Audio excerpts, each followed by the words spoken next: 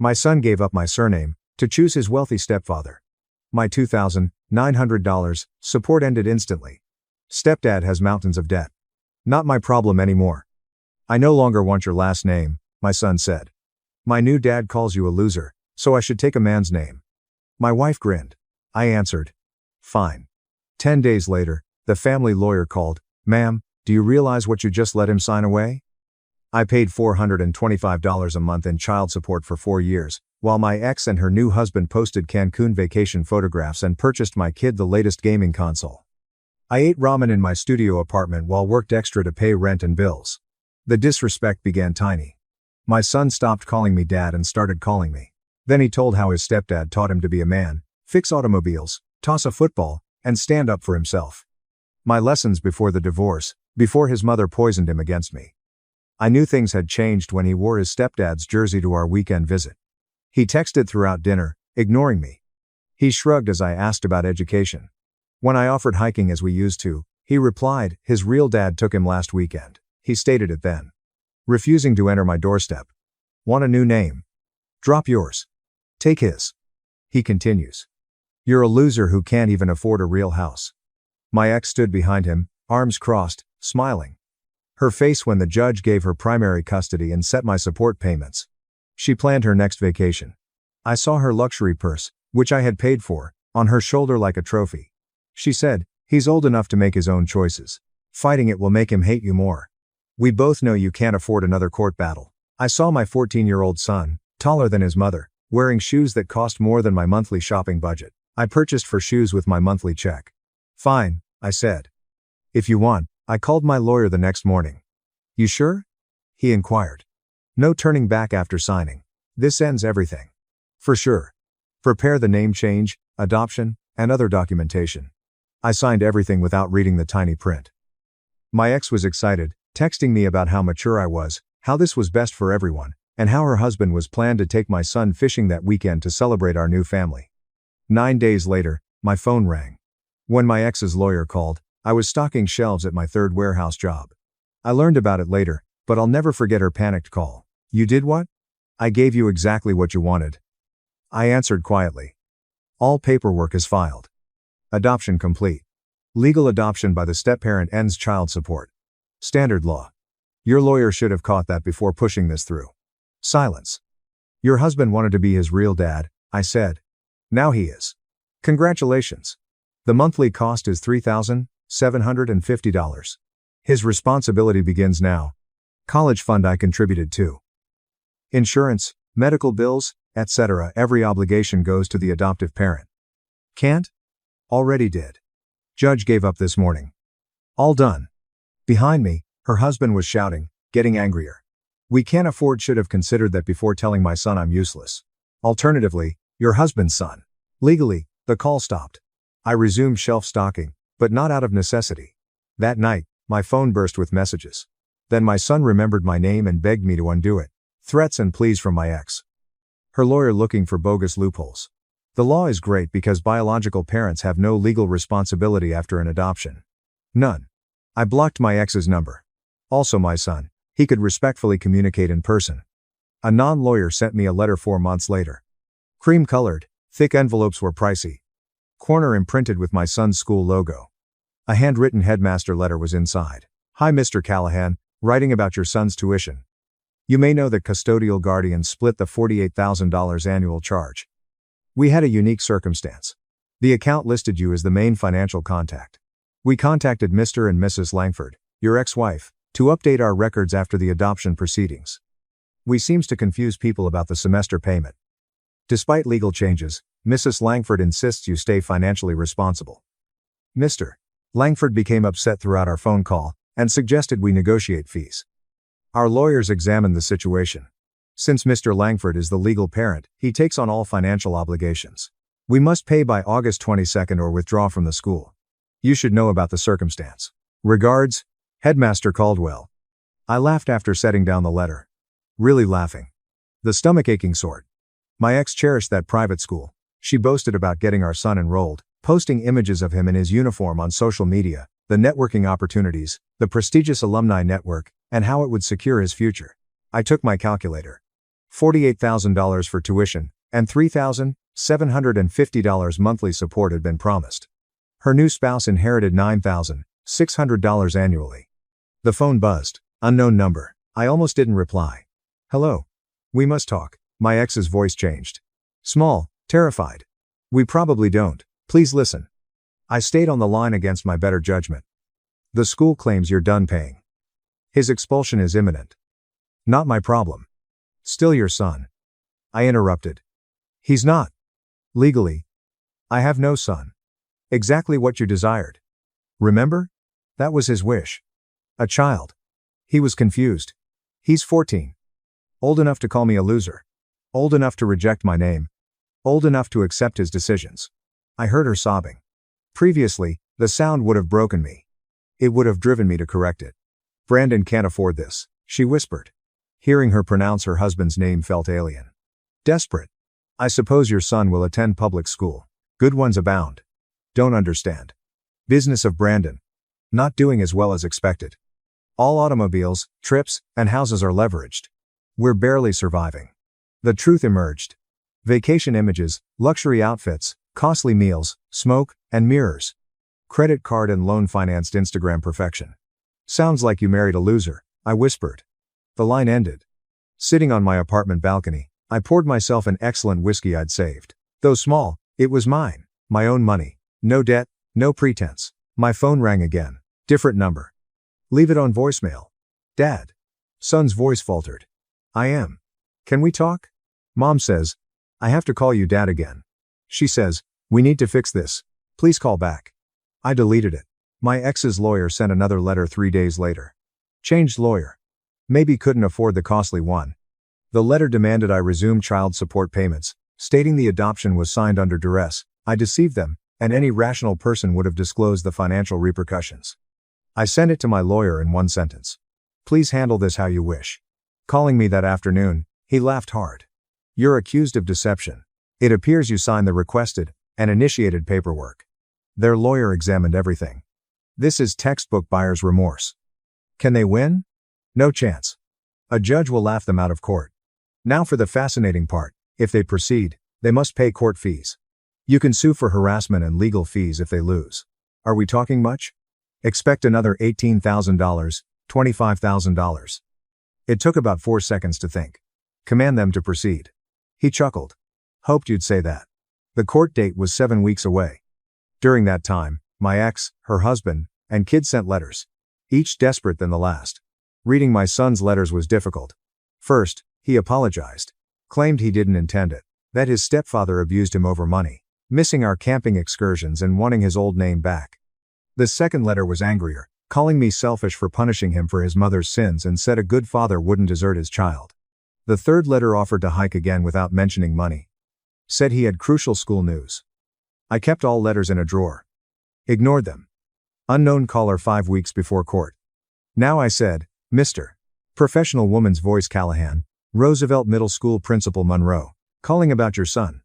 My heart stopped. What happened? Though physically okay, he had an incident today. He fought a classmate. Sat down. My son had never fought in 14 years. Kind of incident? Another boy teased him about his new surname. Something about his real dad rejecting him. Your son struck first. Between us, silence stretched. I eventually declared I'm not his legal guardian. You must call his mother and hubby. We did 3 times. No reply. Our system still lists you as an emergency contact. Because updating it would have taken work, I was. Should have accepted reality. Can you get him? Principal Monroe inquired. His suspension is 4 days. He requires immediate pickup.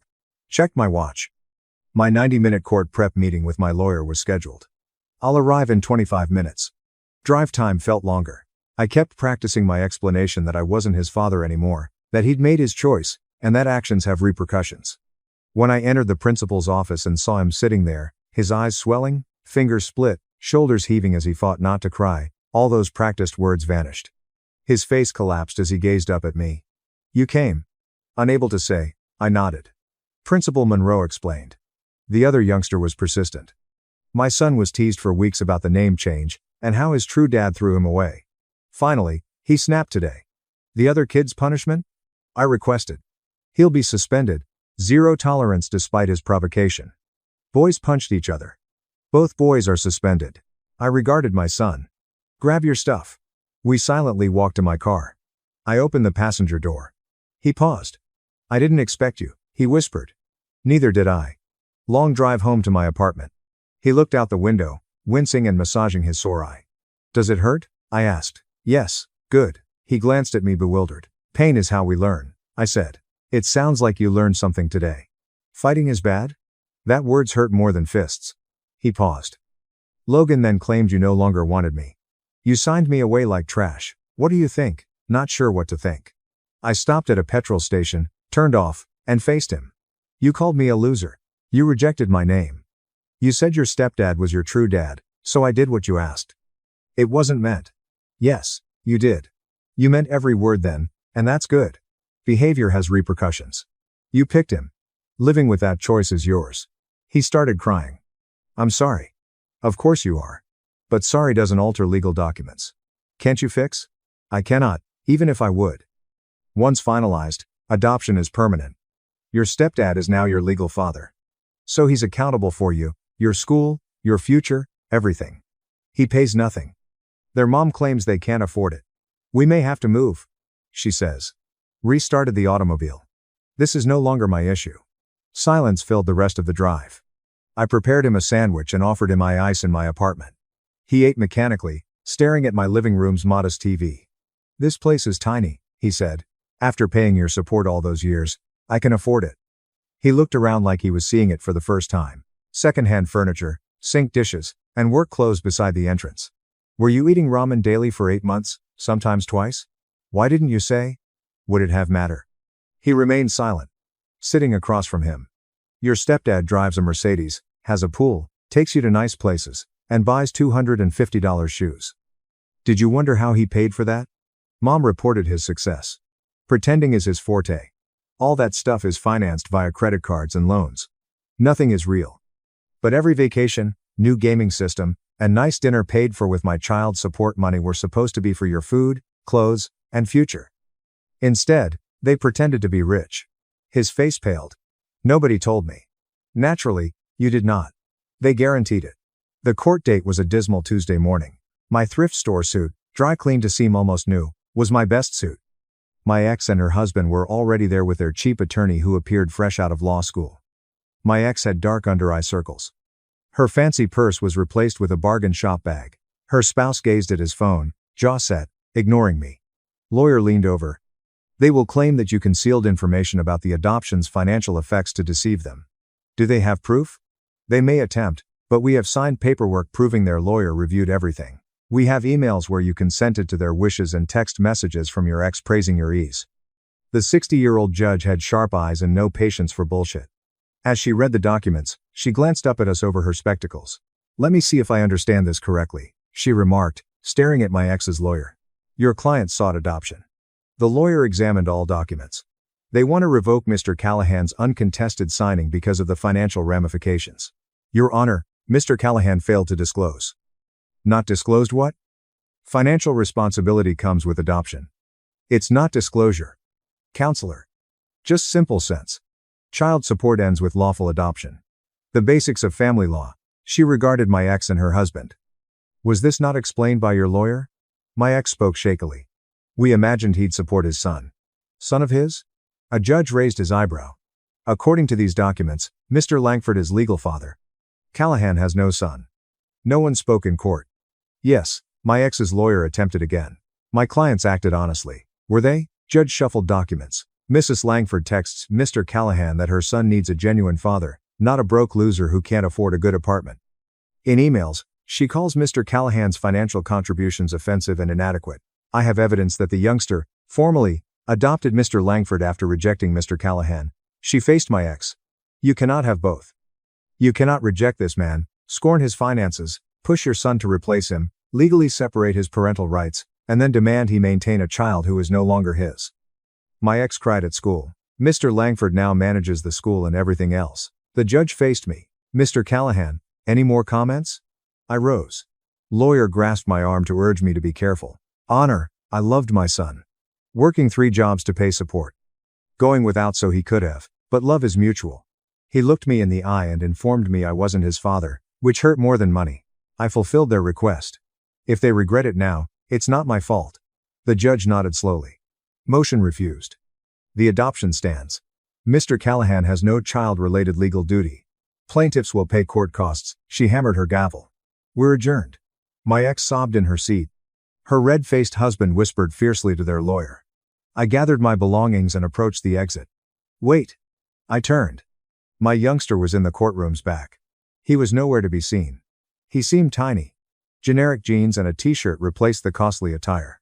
His hair was unstyled and long. His mother had made him appear Instagram perfect, but now he looked normal. Can we talk? He asked. Outside? My lawyer nodded as I glanced. I'll wait in car. A bench outside the courthouse was our destination. Spring was trying to emerge. Trees have little green buds despite the cold. I heard what you said there, he said. About loving me. I loved you. Past tense. You hate me now? I was surprised by the question. Thought about it. I said no, finally. I don't hate you. I'm sorry for what I said, for everything. I know you are. Can you pardon me? I looked at this youngster, because he was a kid, and saw all the years behind us, teaching him to ride a bike, reading bedtime stories, camping in the mountains. Everything felt like another lifetime. Maybe someday, I said. Not today. Your mother and legal father will take you home today. You and I will live with our choices. Suppose I need you? Then you'll find it out as I did when you said you didn't need me. Wiping tears. Everything's falling apart. Now Mom and Brandon quarrel constantly. All about money, myself, you. Brandon says I ruined his life. He only wanted Mom, never a child. A pang of pity, but I learnt the hard way that pity didn't pay bills or heal wounds. That sounds hard. I stated it's not my problem. What should I do? Your growth is coming. Learn that actions have repercussions. You'll learn that true lovers don't have conditions. Did you love me or your son? I had asked myself this good question in my studio apartment on lonely nights, so it hit me like a punch in the belly. I finally said I loved you. Just you, not your mother's Instagram version or your stepdad's mini-me. This dinosaur-loving, dark-phobic kid asked a million questions about everything. That youngster lives. I don't know the person in front of me who calls me a loser and refuses my name, therefore he needs to find his way back. I rose. This chat kept going round, and I had work in an hour. I must leave. If you have your number, may I have it? You declined. Without looking back, I walked to my car. My lawyer was waiting, pretending to check his phone. That seems intense, it was his claim. You okay? Yes, I will. We drove back to his office to finish paperwork. The court granted me legal fees. My ex must pay $10,000 more. Money she lacked. Money that would likely bankrupt them. They'll try again. My lawyer answered, different angle, different argument. People like that persevere. Let them try. I won't pay again. He smiled. Good man. That night, I sat in my flat with a beer and laptop. Started something I'd delayed for months. I looked at apartments in better neighborhoods with 3 bedrooms and facilities that I could afford now that I wasn't paying my ex $425 per month. The phone buzzed. Text from an unknown number. This is Brandon. Man-to-man communication is needed. I almost blocked it, but curiosity won. Talk. For spite, you're wrecking a child's life. Living my own life. Choose to be his dad. Be one now. Can't afford it. School, insurance, everything. I shouldn't have named me a loser without considering it. Heat of the moment. Kids are like that. I do. Which is why I'm teaching him something vital. 3 dots appeared, disappeared, reappeared. What if I reimburse your court fees? For everything. We can negotiate. Not interested. Please, I implore. I'll lose everything. The house, cars, everything. I remembered all those holiday images, designer outfits, expensive restaurants, and his smug look when he picked up my son for the weekend in his Mercedes while I stood there in my thrift store jeans. Typing went well. Learn how it feels. Block the number. 2 months. My new apartment is nicer. 3 bedrooms as planned. 1 for me, 1 as an office, guest room, or vacant space. I started saving. Real money. Created investment account. Prepared for a future without monthly support payments and weekend visitation. My lawyer called Wednesday afternoon. You'll doubt this. Try me. Your ex declares bankruptcy. The house is foreclosed. Her husband's company failed. Moving across town to a rental apartment. My son attended Roosevelt Middle, a public school. One he was suspended from. I saw the irony. All those networking and alumni relationships at the top private school are gone. He was where he would have been if his mother hadn't been so appearance obsessed. More, my lawyer said. She asks for divorce. Already surprised. Financial stress was excessive. Additionally, Brandon was failing at parenting. Maybe being a genuine dad is harder than he expected. The satisfaction I expected was lacking. Just exhausted. Tired of it all. Now what? She may approach you again, try to reconcile, ask for money, or guilt you about your son. You owe her nothing legally. The adoption stands. Despite the divorce, Brandon is father. The divorce doesn't remove their obligations. I sat on my balcony with a drink after we wrapped up. As the sun fell, the sky turned orange and pink. From here, I could see the city, could watch my life's progress. The phone buzzed. This time, I knew the number. Hello, I am. My son spoke differently, somewhat older. I know I shouldn't call, but I wanted your voice. I listened without responding. Brandon and mom are divorcing. Moving to a smaller place. I switched schools. Now everything's different. You handling it? Though difficult. I'm understanding what you meant by consequences. Brandon is no longer my dad. Legally, he is, but not in practice. Rarely speaks to me. You stopped picking me up. Mom says he blames me for everything. I felt that same aching again, the urge to fix it, step in, and be my usual dad. Sorry you're going through that, I stated cautiously. Can't fix it for you. I know. I'm not demanding. I wanted to say something. What's that? Back to my old name. My mom helps me with paperwork. Back to Callahan. Return to yours. A knot formed in my throat. Why? It's my name. Who I am. I should not have quit. That won't change anything legally. Brandon remains your legal father. Yes, but names matter. I learned that from you. Remember? Our great-great-grandfather came here with nothing and built everything, hence our name. It denotes honesty, hard work, and keeping your promise. I completed. Yes, I recall. Between us, silence stretched. Not uncomfortable, just there. See you sometime? He inquired. I'm not seeking payment. I miss you. I miss our chats. My empty bedroom in my new apartment crossed my mind. About my closet-packed camping stuff. About the weekends I spent alone while my son posted images with his true dad. Maybe. I suggested starting slowly with occasional phone calls. See how it goes. Really? Really? There are restrictions. Okay. You respect me. You don't lie to me and know I'm not your ATM or backup. Just me. Take or leave. I'll accept. We talked for 25 more minutes about school. His classes. A book he was reading, normal stuff we used to talk about before everything broke apart. I felt something new after we hung up. Nor happiness, nor hope, simply potential. We found a rhythm after 8 months. 3 phone calls a week, Saturday lunches occasionally. We focused on the now without discussing the past or the hurt. He described his professors, friends, and algebra troubles. He heard about my life, career, and plans. Things were being rebuilt. No father-son relationship, legally, but real. I expected the question when he asked it at our normal diner one Saturday. Will you ever forgive Mom? I stirred coffee. I rarely think about your mother. Sometimes she asks about you. How are you? Wanna know? She has my number. She fears you detest her. The boy was steadily becoming a familiar face to me. Who said thanks? My day? Who asked? Who arrived as promised? I don't hate her. I responded. I don't trust her either. Not as her friend or safety net. Fair enough. You sound older when you speak like that, he shrugged. I'm older. It feels like I matured this year. I drove him home to his mother's apartment after our supper. He lived in a nasty neighborhood that would have shocked his mother 18 months earlier. Clean, safe, and theirs. He hesitated exiting. Lunch was appreciated. Anytime. Thanks for giving me another chance, even if I didn't deserve it. Everyone deserves a second chance. Please no third. He grinned. Fair enough. I drove home to my flat after watching him enter. Won by working hard and refusing to be a doormat. My phone rang while driving. Unknown number. Something compelled me to answer. Mr. Callahan talks professionally. Child Protective Services Officer Hayes. I'm calling about your son, or former son, and a predicament. My stomach sank. What kind of situation? The boy's legal guardian, Brandon Langford, was arrested. Domestic abuse of mothers. The child needs interim care while we figure things out. And your name was considered.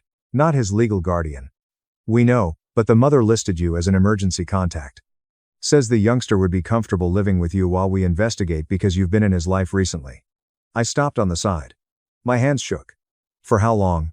It may take days. May take months. My son gave up my surname to choose his wealthy stepfather. My $2,900 support ended instantly. Stepdad has mountains of debt. Not my problem anymore. I no longer want your last name, my son said. My new dad calls you a loser, so I should take a man's name. My wife grinned. I answered. Fine. 10 days later, the family lawyer called. Ma'am, do you realize what you just let him sign away?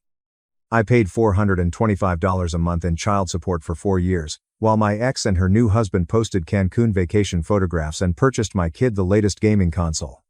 I ate ramen in my studio apartment while worked extra to pay rent and bills. The disrespect began tiny. My son stopped calling me dad and started calling me. Then he told how his stepdad taught him to be a man, fix automobiles, toss a football, and stand up for himself. My lessons before the divorce, before his mother poisoned him against me. I knew things had changed when he wore his stepdad's jersey to our weekend visit. He texted throughout dinner, ignoring me. He shrugged as I asked about education. When I offered hiking as we used to, he replied, his real dad took him last weekend. He stated it then. Refusing to enter my doorstep. Want a new name? Drop yours. Take his. He continues. You're a loser who can't even afford a real house. My ex stood behind him, arms crossed, smiling. Her face when the judge gave her primary custody and set my support payments. She planned her next vacation.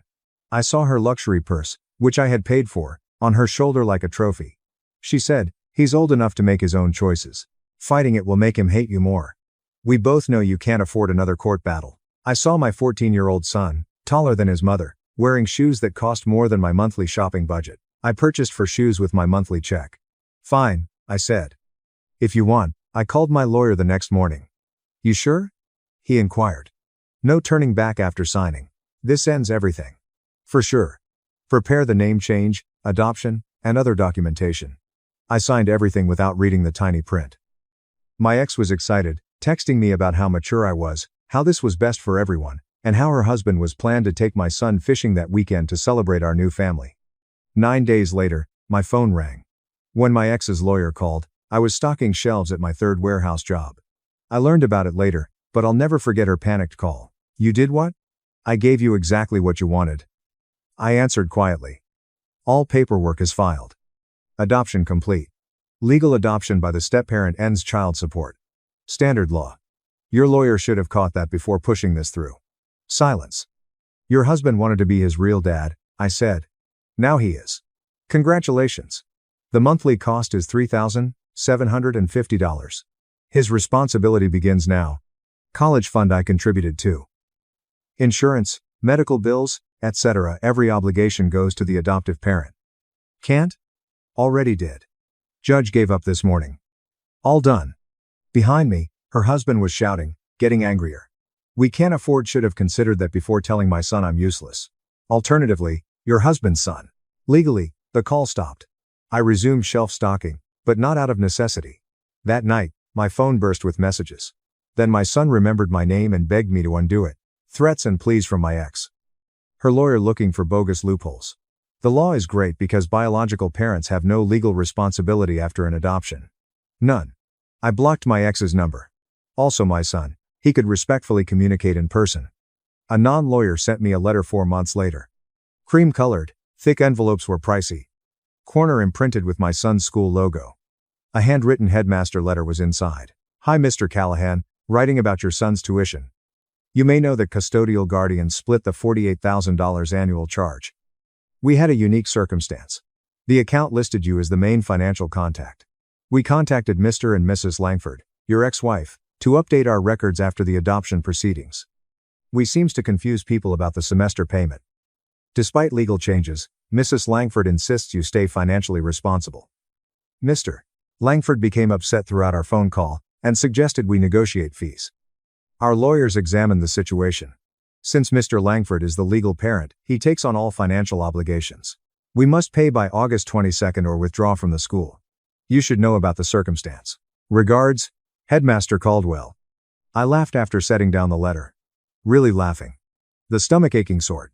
My ex cherished that private school. She boasted about getting our son enrolled, posting images of him in his uniform on social media, the networking opportunities, the prestigious alumni network, and how it would secure his future. I took my calculator. $48,000 for tuition, and $3,750 monthly support had been promised. Her new spouse inherited $9,600 annually. The phone buzzed. Unknown number. I almost didn't reply. Hello. We must talk. My ex's voice changed. Small, terrified. We probably don't. Please listen. I stayed on the line against my better judgment. The school claims you're done paying. His expulsion is imminent. Not my problem. Still your son. I interrupted. He's not. Legally. I have no son. Exactly what you desired. Remember? That was his wish. A child. He was confused. He's 14. Old enough to call me a loser. Old enough to reject my name. Old enough to accept his decisions. I heard her sobbing. Previously, the sound would have broken me. It would have driven me to correct it. Brandon can't afford this, she whispered. Hearing her pronounce her husband's name felt alien. Desperate. I suppose your son will attend public school.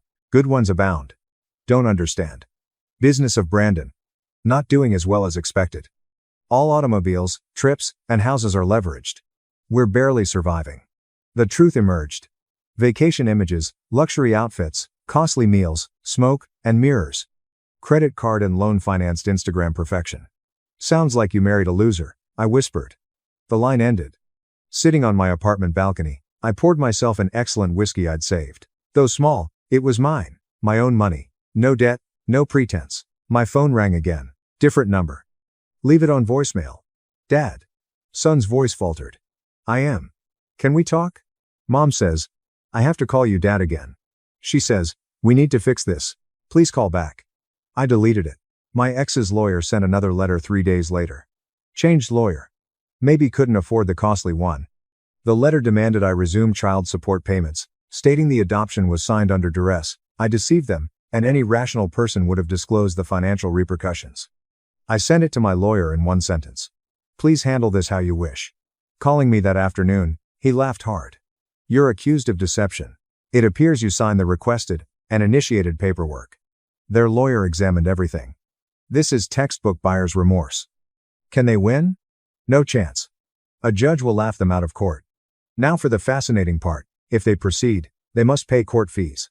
You can sue for harassment and leak. Parents forced 4 sisters to be identical. They drugged us and put us on a luggage cart. Going to Mexico. Cops swarmed the gate. Parents wanted my siblings and me to look alike. Unsure how far they'd go. I was 7 and my youngest sister was 3 when my parents made us match. Despite our different ages and sizes, we had the same weight, ruler-measured haircuts, and outfits. Mom measured our hair every morning in line. If it was even slightly longer, she chopped it immediately. Puberty made matching risky. When our sister Madeline developed early, Mom passed out in gym class from tightly wrapping ace bandages on her chest. Mom gave everyone matching padded bras. Hair dye every 12 days burned our scalps and caused scabs. Our voices deepened, but Claire stayed high.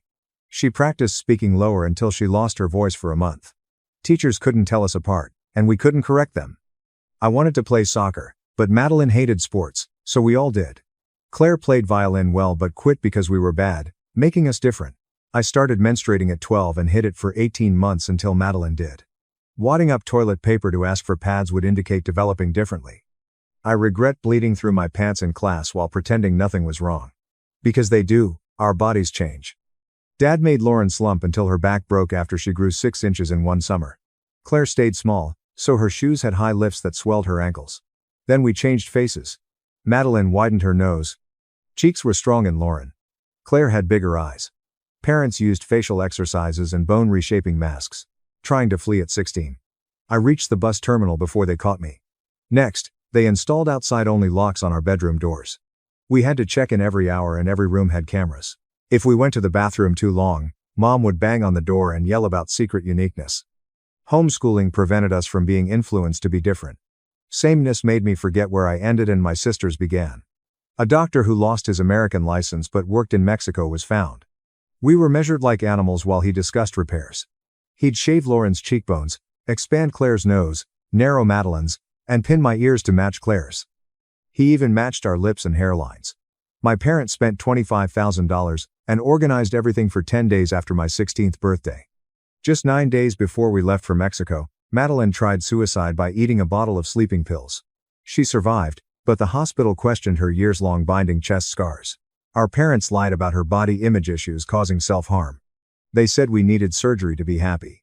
We advanced our operation 48 hours before social workers arrived. Dad lectured us on Madeline's selfishness as perfection dread while Mom packed. Everyone knew we were going to a special camp. At 3:30 a.m., the airport van arrived. They gave us sleeping pills that night to stop running. I pretended to swallow but spat mine out as Mom looked away. Knowing we had surgery in 9 hours, I stayed awake listening to my sisters breathe. Mom said the final plan was to remove ribs to match our torsos and permanently alter our vocal cords. Around 3:18 a.m., the van arrived. They dragged my sedated sisters out one by one while I pretended to sleep. I lay limp as Dad lifted me to rush outside. I thought he'd notice my loud heartbeat. I felt a sharp pain in my neck when he reached the van. Mom held a syringe, smiling. Would we trust medicines alone? She asked as my vision dimmed. For years, this was planned. I went limp as they loaded me in with my sisters after the pills hit fast. I last saw the airport sign as we entered the highway. If the medications didn't knock me out, we wouldn't wake up from those surgeries. My head was awake enough to understand as my body relaxed as Mom requested. I barely saw the dashboard lights and dark road ahead through my almost closed eyes. Mom practiced telling airport workers we were going to a unique arts camp in Mexico in the passenger seat. Dad corrected her twice about where we were flying into, and she yelled at him to get it right because one mistake could ruin everything. My sisters breathed slowly and heavily beside me. Medication knocked them out. Car smelled like Mom's vanilla air freshener and our 2-day-old hair dye. Counting exit signs helped me focus and avoid drugs. Exit 6, 8, 10.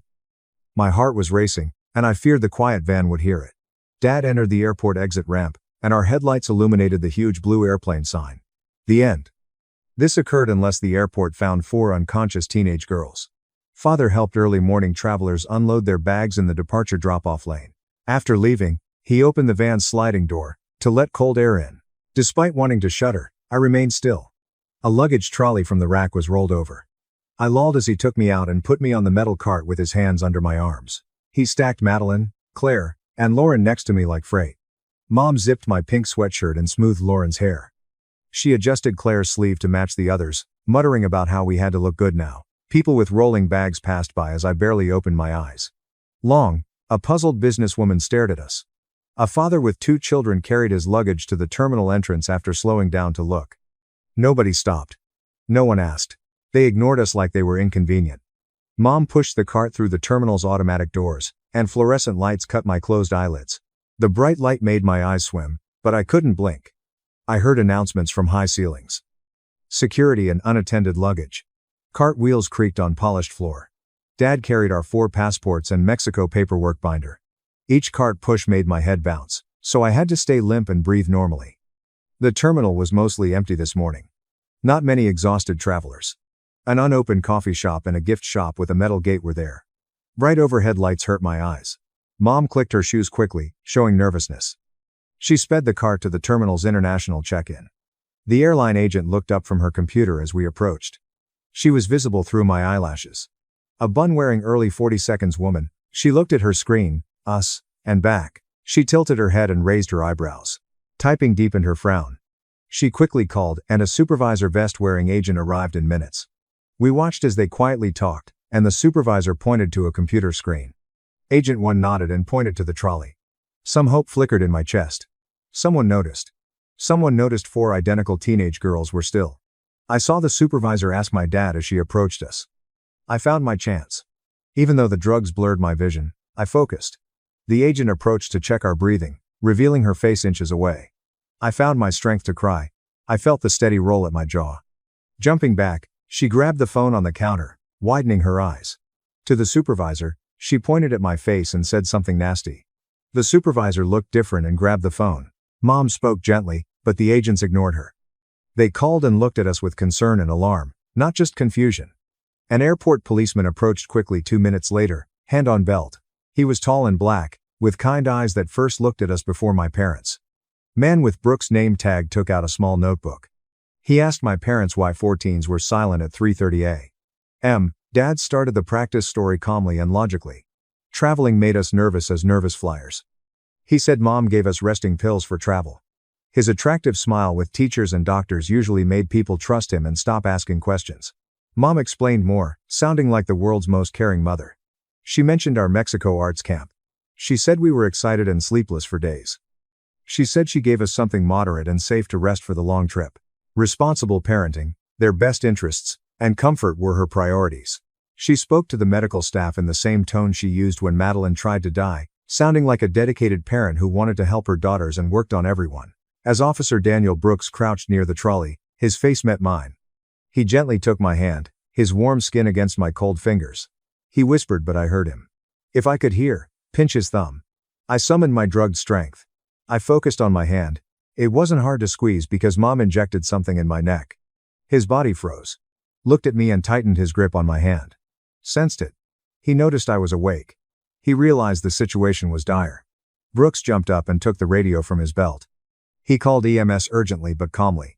My parents were told no plane would board until medical staff cleared us. In 90 seconds, 3 paramedics arrived with gear. Several checked Madeline while one took my pulse. First paramedic pulled my eyelid and lit my eye, then Claire's. He told his friend our students are too few. Our respiration was too shallow for sleep, according to another paramedic. They glanced at each other and Officer Daniel Brooks in disapproval. Mom's voice hardened. She said we were fine and would miss our flight. She said they exaggerated. She kept talking about camp and how late and useless we were. Dad stroked her arm, likely to calm her, but I could see their perfect parenting cracking as panic set in. Now, Mom's pleasant voice was sharp. Dad smiled tensely. I knew our parents were losing control for the first time in years as the paramedics checked us and talked to Officer Daniel Brooks. My first paramedic checked my pulse again and touched my neck where Mom had inserted the needle. He froze, then slowly tilted my head to see well. His companion quickly approached and looked at the small red mark on my skin, still bloody. The first paramedic radioed his supervisor while the second checked Madeline. He found her neck mark in the same place. He found Claire, then Lauren. All 4 of us had fresh, red injection sites. The radio buzzed with the supervisor's details request. The first paramedic mentioned many minors on coerced sedation and possibly non-voluntary medication. He looked at Officer Daniel Brooks and said, "This didn't look like parent-given anxiety medication." Brooks wrote in his notebook, and seeing someone drugging uninvited kids tightened his jaw. My parents were near the check-in counter when he asked Dad to verify our IDs. Dad was surprised but followed Brooks a few feet while another officer approached Mom. Brooks asked Dad about our trip after reviewing his notes. We went where in Mexico? City which? How was the facility named? Dad replied quickly that we were going to Tijuana camp. After writing it down, Brooks asked Mom the same questions. Our unique program was in Mexilay, she said. Brooks raised his eyebrows as he looked down at his notebook with both responses. Mom called the city Mexali when he asked again. Definitely Mexali. He showed her Dad's words, turning her white. She said they were right quickly. The program was in both cities. Confusion surrounded our initial facilities. Although Brooks kept writing, his expression showed he didn't believe her. He brought an evidence camera off his belt to me on the cart. He took many photos of my neck injection mark from different angles, flashing through my closed eyelids. He took photos of my sister's marks. Left and spoke in code I didn't understand on his radio. 2 times I heard trafficking and suspected abuse. Hearing that made Mom cry immediately. These were not sad or scared tears. She thought they were ridiculous with an angry face and high, tight voice. We traveled as a family. Dare they suggest something so awful? Though crying, her eyes were enraged. A gray-suited woman rushed across the station and approached us. A badge on her waist and a phone in her ear. After her call, she introduced herself as CPS on-call Karen Whitfield to Brooks. She said she received the case notice and needed to urgently tell him. 10 days prior, Madeline's hospitalization report was open. The hospital planned to evaluate Madeline's chest injuries from binding materials, but our parents took her out before the social worker finished. Karen said a worker was trying to arrange a home visit, but we were leaving the country at the airport. Brooks displayed our injection marks and notes about our parents' cities. Karen, then my parents, then Brooks, viewed the images. Airline supervisors denied our boarding. Airport medical staff and CPS must approve travel before we can leave. Brooks and Karen led our parents to the airport medical clinic. Dad immediately defended our rights and said they couldn't take us. Brooks signaled the paramedics to bring us even though Mom was screaming and said they were being persecuted for parenting. Parents had to keep up or fall behind. Dad grabbed Mom's arm and headed toward the parking garage halfway across the terminal. Brooks saw it and blocked their path.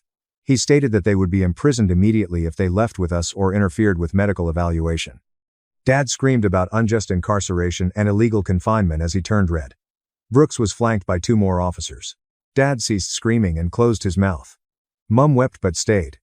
The airport clinic was small and bright, with white walls and chemical smells. A blue scrubs nurse greeted us at the door and told paramedics to wheel us into curtained areas.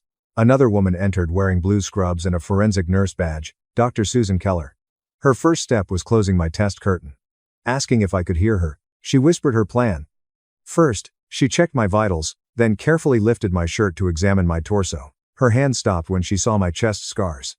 Madeline's ties scraped my skin, leaving long red marks. Dr. Keller stayed calm, but her eyes grew sad when Mom made me match her. To examine my scalp, she gently parted my hair and lowered my shirt. She discovered rough, scarred skin and chemical burns from years of hair coloring. She meticulously photographed each injury with a medical camera. Heard her examine one of my sisters in the next curtain space. Through my curtain, Karen Whitfield entered. She sat facing me in a chair near the exam table. She quietly announced emergency protective custody. No going home with our parents today. We'd be safe during investigation. It shook me to see relief. My control slipped. I trembled and felt cold in the heated room. Dr. Keller returned and gently wrapped my shoulders in a warm blanket. Through the curtain, I heard Mom's lovely, worried voice talking to Karen. She recounted how she sacrificed everything to help us succeed. Karen spoke calmly and professionally. She said medical proof sufficed. Injection marks, binding scars, chemical burns, and custody were non-negotiable. Karen didn't change her tone when Mom grew agitated. 2 wheelchair-driving nurses prepared us for comprehensive exams at the main hospital. We were wheeled out one by one. I was hospitalized alone.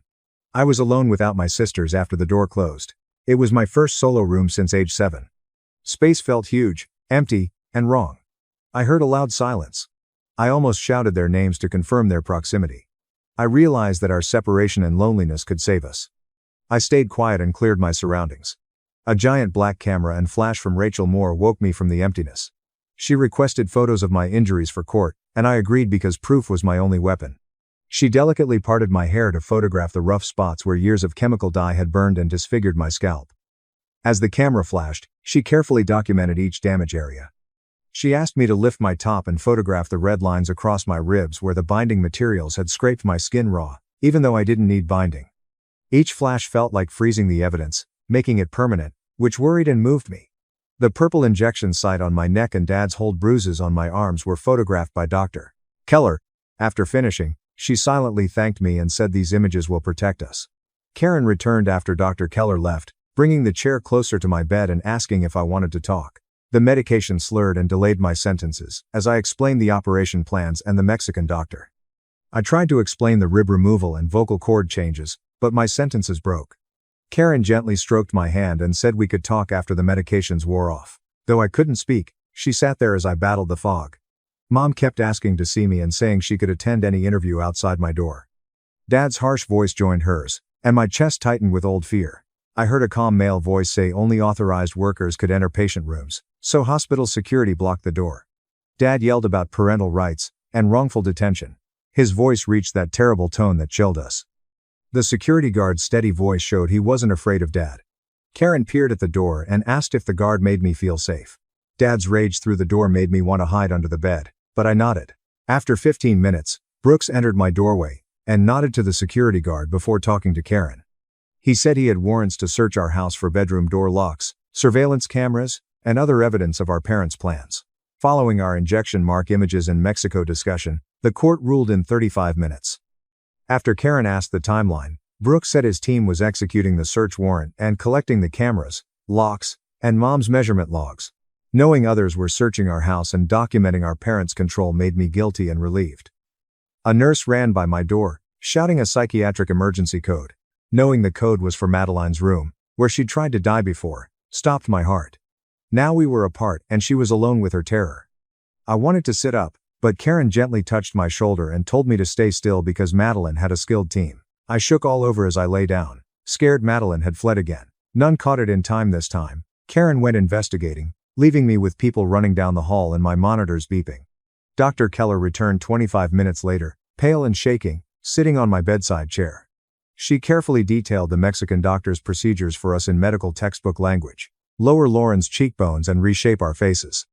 Remove ribs to fit torso. To sound identical, vocal cord modification altered pitch and tone. Her list of procedure names and risks sounded like a surgery chart, making my stomach turn. Dr. Keller said Madeline was stable since it was a panic attack and not another attempt, but they were moving her to a safer unit for monitoring. Karen brought a folder and sat down to show me Mom's Mexican clinic emails. Her digital forensics team emptied our parents' phones with a warrant. The emails included Mom's handwritten notes on which features needed to be corrected for perfect matching and detailed measurements of our faces and bodies. Adjusting my nose width, ear angle, and jaw shape was necessary. We received photos of our faces from different angles with lines showing where the doctor would cut. I told Karen the clinic name. Mom planned the trip and I saw it on home paperwork. She urgently requested international medical licensure and patient safety alerts. Her voice was urgent and professional. She grabbed my hand and said I protected other kids who might have been taken there. Flag and investigate the clinic. It was heavy to think other families might try what our parents did. Karen said our guardian ad litem, Laura Bennett, would represent us in a temporary custody hearing this afternoon. Karen said a guardian ad litem's sole purpose was to assess our needs and inform the judge. She said Laura might ask for my input before the hearing. I was overwhelmed by all these new people, systems, and legal terms, but at least they asked what we needed instead of deciding like our parents. I lay there processing everything when the ceiling air vent made a faint sound. A name-mimic whisper. I held my breath and listened harder, hearing it again. Claire's broken voice whispered my name through the ventilation system. By whispering, we could hear each other through the vents. We tapped simple patterns on the wall between our rooms instead of talking. 2 taps for I'm here, 3 for scared, 5 for love. This basic communication felt like a lifeline, proving we were still connected even though we were in different rooms for the first time in 9 years. Our nurse knocked and brought a plastic bag with my name. She gave me my phone, saying they got it from Dad's luggage when he was separated at the airport. I turned it on to find 2 voicemails and 23 missed calls from Mom. Latest from Dad's phone. I pressed play and heard his angry, tight voice blame me for being ungrateful and tearing the family apart when they tried to make us special. We could have been perfect together, he thought. I wasted it by causing airport trouble. Guilt's hot, sharp fist made me sick. But then I touched my neck injection mark, still sore and slightly swollen, and thought about rib removal and vocal cord changes surgery. Faster cooling accentuated guilt. No effort was made to distinguish us. They tried to make us alike, but they're different. Karen returned hours later with a generic spiral notebook and pen. She sat next to my bed and told me to write down what happened in my own words for my own record that no one else could see unless I wanted them to. She suggested it might aid my processing and recall. The morning they told us about Mexico, I started writing in the notebook. As I wrote, I used we and us like one person instead of 4. We feared. Going didn't suit us. Hiding.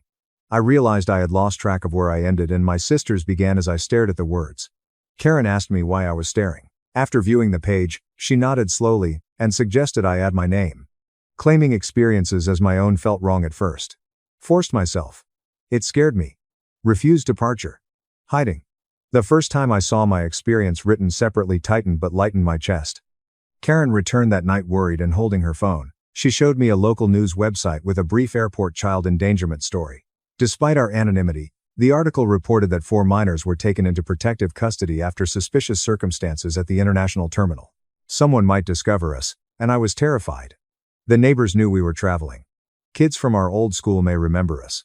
If the story spread and someone linked it to our family, Karen must have noticed my panic because she sat down and explained that juvenile cases are sealed by law. News cannot publish our identities. She repeatedly assured our safety. My chest was too heavy with fear to move. Karen talked to people about foster placements through the door for hours while on her phone. 4 teenage girls are too many for most homes. Some held 2, others 3. No one could fit 4 of us. After everything we'd been through, being apart made me sick. We had to match for 9 years. We may actually get separated now that we've had a chance to be separate. I wanted independence without losing my sisters. Later, Karen came into my room and said she was still trying to find a placement that would keep us together, but her face showed she was concerned. The next morning, Brooks and his team executed our house search warrant. Karen showed me pics. As they documented each room, they texted her. The outside-only locks on our bedroom doors were installed so we couldn't leave at night. They found cameras in every room, including the bathroom, feeding to monitors in our parents' bedroom to monitor us 24/7. They found Mom's old hair logs with millimeter-accurate measurements and notes about who needed cutting. Ace bandages she used to bind Madeline's chest and padded bras she made us wear were found. The notebook with our regular school class schedules that Mom sent to the Mexican doctor to plan the surgery was found. Brooks and his team photographed and loaded everything into evidence bags. Karen said the amount of documentation they found helped the case because it proved it wasn't strict parenting. Control was planned and systematic. Other investigators interviewed our neighbors door to door while Brooks searched the house. Karen read some of their statements to me. Multiple neighbors said they never saw us outside alone, always together. One neighbor said we always wore matching outfits and marched like soldiers. Another said we never played with neighborhood kids. I was angrier when the woman 3 houses down said it. She told the investigator she liked how coordinated we were, like a synchronized swimming team. I wanted to scream at Cute. No one questioned Cute's control. Nobody wondered if 4 teenage girls moving in perfect unison was a sign of trouble. They thought it was cute and different and continued their day. I met Laura Bennett in the afternoon. She was probably in her 50s, with gray hair pulled back and direct eyes that looked like she wanted to hear me. She introduced herself as my guardian ad litem and explained that she would determine what was best for me and my sisters and tell the judge. She pulled a chair near my bed and asked me a new question. She wanted to know what I wanted, not what I thought I should say or what would please adults. After much consideration, I replied. I told her I wanted me and my sisters to be safe. Just stopping my parents was more important to me than punishing them. I wanted them to realize their actions were wrong, but I wasn't sure how. Without judging or trying to change my mind, Laura wrote down everything I said. She acknowledged my complicated feelings and said it was okay to want safety without revenge. The afternoon emergency custody hearing took place in a small conference-style courtroom. Judge at his desk, lawyers on both sides, Karen, Laura, and my parents with their attorney. I wasn't needed because it was temporary custody, not the full case. I could listen to Karen's phone recording later. My parents' lawyer spent most of his time arguing that CPS was persecuting them for homeschooling and traditional values. He kept talking about religious freedom and parental rights, ignoring what my parents did to us. He said the airport incident was a misunderstanding. We took medication voluntarily, and my parents monitored us. He said the planned procedures in Mexico were cosmetic choices like braces or acne treatment that many families make. I felt crazy listening to him twist everything, like he was describing a different reality than mine. The judge let the lawyer finish before reviewing the evidence. He saw our binding scars, chemical burns, and injection marks in photos. He narrated the surgery emails, including rib removal and vocal cord alteration. He heard Dr. Keller's testimony about the serious medical risks we faced, how some planned procedures could have caused permanent damage or death. Finally speaking, he was firm and clear. We were removed from our parents' custody temporarily, allowed only supervised visitation at approved facilities, and scheduled a full hearing for 4 weeks later. Listening to the recording in my hospital bed helped me breathe. I felt guilty for being relieved, like being away from my parents made me a bad daughter, even though they drugged us and planned to surgically alter our bodies without consent. Karen arrived in my room exhausted but determined after the hearing. She sat down and explained placement honestly. She found a foster home for 3 of us, not 4. Since that was the best option, she asked if one of us would go to a different foster home so the other 3 could stay together. I immediately volunteered. Words coming out without thinking. I was oldest. I got caught pretending to sleep instead of staying unconscious like my sisters, which created this situation. I should sacrifice. Karen looked at me for a while, before asking if I was sure or just following my instincts. Despite my doubts, I told her I was sure because someone had to choose and it should be me. That night, Karen drove me to a foster home 15 minutes away in a neighborhood with trees and unique houses. A 60s couple opened the door and introduced themselves, but I was too tired to remember their names. A small second-floor bedroom with pale blue walls and a backyard window was shown to me. The woman showed me 3 sets of pajamas in the closet and asked which one I wanted to wear tonight. I stared at them for a long time because I'd never been asked to choose before. And finally, I pointed to the middle one with small flowers on it. She smiled and left me alone to change, and I noticed the door had a lock, but it only worked from the inside. Nobody could lock me in. I sat on the bed after I changed, and the house was so quiet. I could hear the clock ticking downstairs. Without my sisters breathing nearby, the silence felt huge and wrong, like something important was missing. But it also felt lighter somehow, like I could breathe deeper without matching my breath to theirs. I lay down and pulled the blanket up, and for the first time in years, I fell asleep without listening for Mom's footsteps in the hallway or checking if my sisters were still there. The next morning, Karen picked me up and drove me to my first therapy appointment with a man named Dr. Michael Reynolds, who had an office in a building downtown. He was maybe 42, with a calm voice, And he didn't try to shake my hand when I came in, just gestured to a comfortable chair and sat down across from me. He explained that we were going to work on very small, realistic goals, things like getting through each day and starting to figure out who I was as a separate person. He didn't promise he'd fix me or heal me or make everything better. He just said we'd work on coping and surviving. That felt more honest than false hope would, and I nodded to show I understood. He asked me what I was feeling right now, and I told him I didn't know. Everything was too mixed up to separate. He said that was okay, and we'd work on that too, learning to tell one feeling from another. Later in the session, Karen joined us, and they discussed school re-entry plans, talking about whether I should go back to regular school, or continue homeschooling, or try online classes. I mentioned that I always wanted to try soccer but couldn't because Madeline hated sports, and if one of us did something, we all had to. Dr. Reynolds wrote this down in his notebook and said we could explore that, but he explained the timing might not be right yet while everything was so unstable with court dates and adjustments to foster care. I felt disappointed, but I understood what he meant. There was too much chaos right now to add more new things. A few days later, Laura came to visit me at the foster home and asked me to start keeping a journal of memories that were specifically mine, not shared experiences with my sisters. She wanted me to document how our individual identities got suppressed. Write down moments that belonged only to me.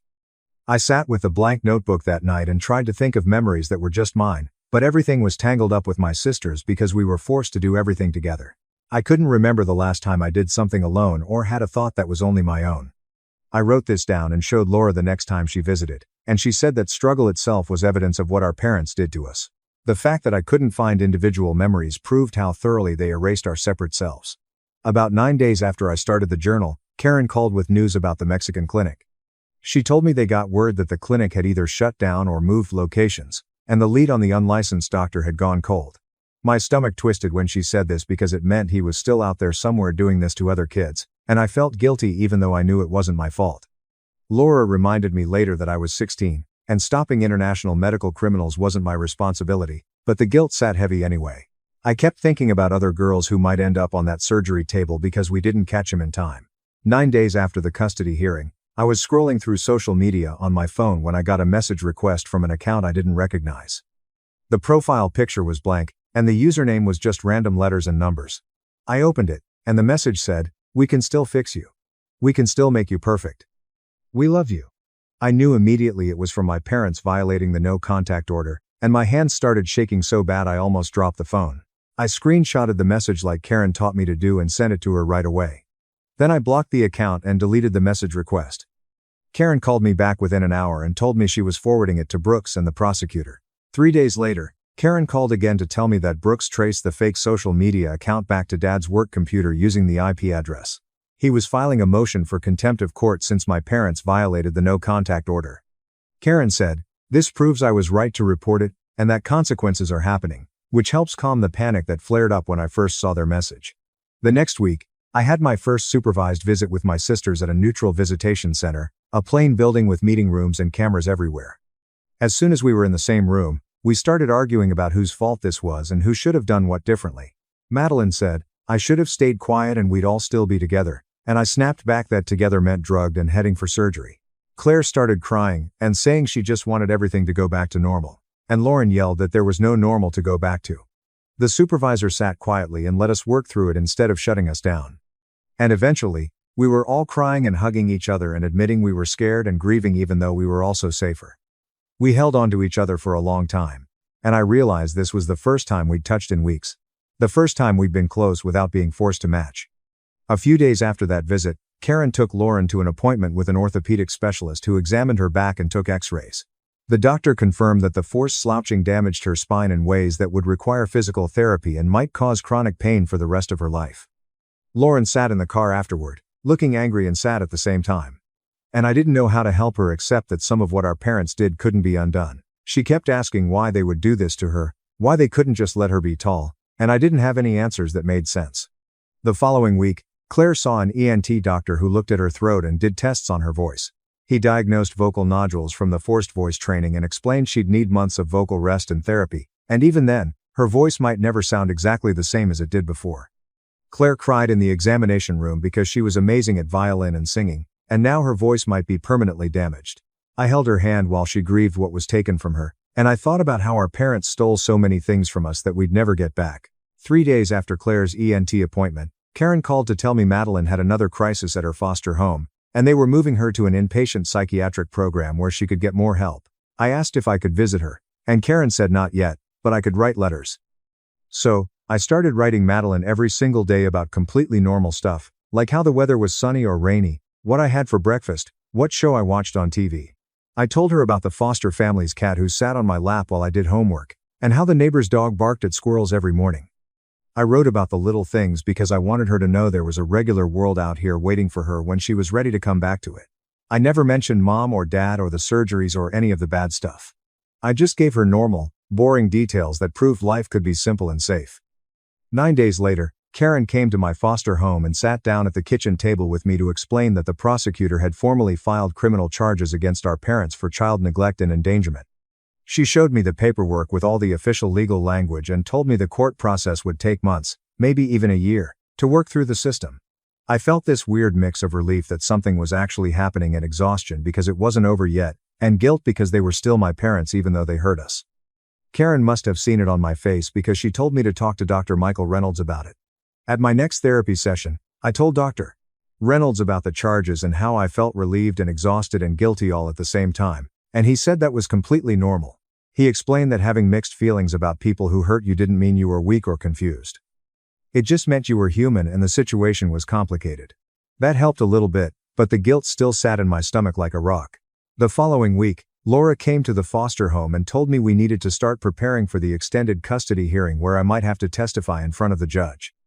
We sat in the living room, and she asked me practice questions like, "Why didn't you tell anyone sooner? And why didn't you just run away?"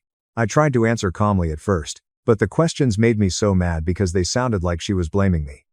My voice got louder, and I told her I was scared and controlled, and I did try to run away, and they locked us in. Laura nodded and said, "Good. That anger is good. I need you to be able to access it to protect yourself on the stand." She explained that my parents' lawyer would try to make me doubt myself and get confused. So I needed to practice staying strong and clear even when I was upset. We did the practice questions over and over until I could answer them without my voice shaking too much. A few days later, Karen forwarded me a legal document that my parents' attorney had filed with the court. I sat on my bed and read through it, and the words made me feel like I was going crazy. Their lawyer argued that homeschooling rights and religious freedom protected their parenting choices. He was trying to reframe everything they did to us as a family's private educational and spiritual decisions. The motion talked about parental authority and traditional values and family autonomy, like those words somehow made the chest binding and forced sedation acceptable.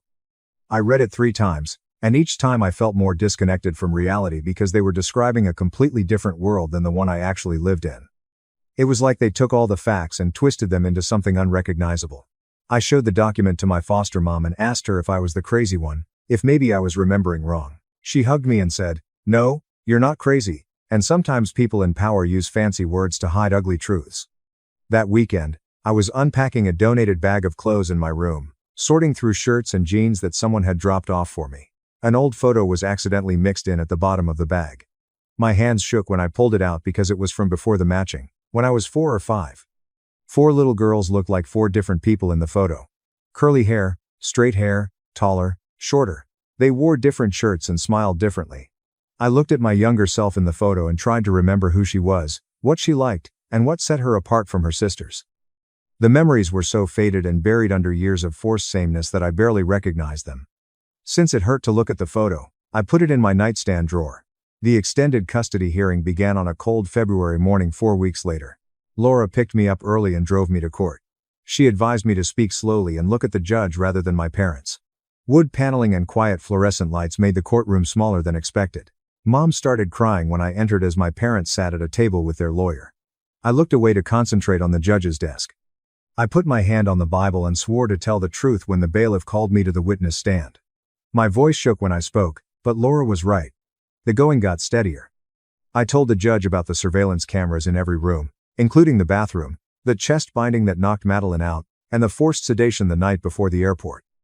I described the surgery plans, Mexican clinic, and $25,000 my parents paid up front. Looking at the judge instead of my parents helped me keep talking when my throat tightened. After my testimony, my parents' lawyer presented cross-examination.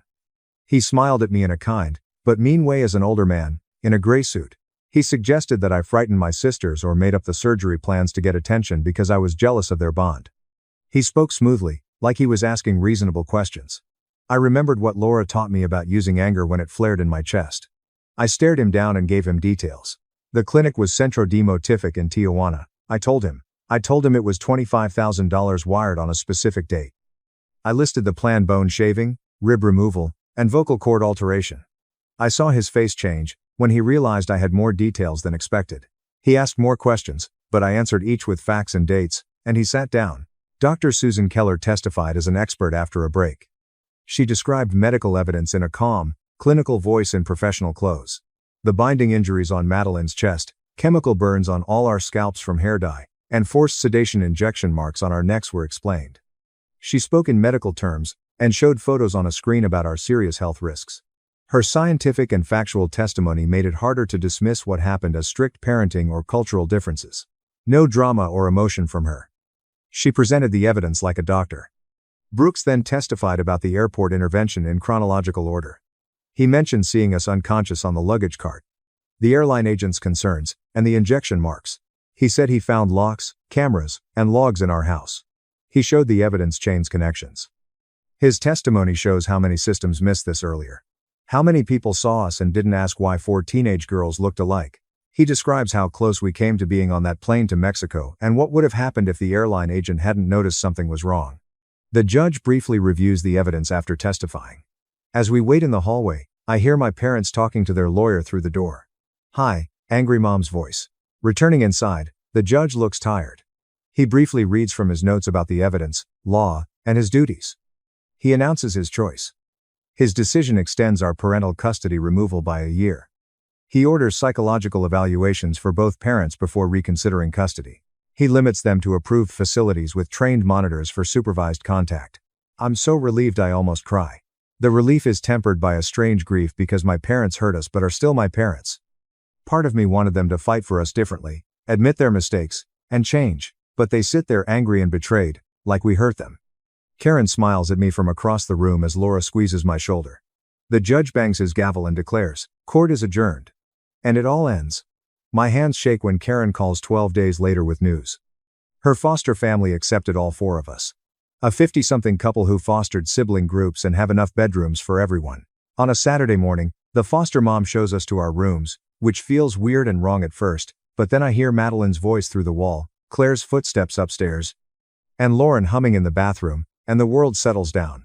Since being apart in separate rooms is too fast, we all sleep on the living room floor that night. Foster parents do not require us to return to our rooms.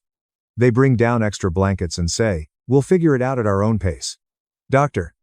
Michael Reynolds starts coming to the house twice a week for boundary practice group sessions. We all grab the same box of crackers from the pantry for the first exercise before realizing it.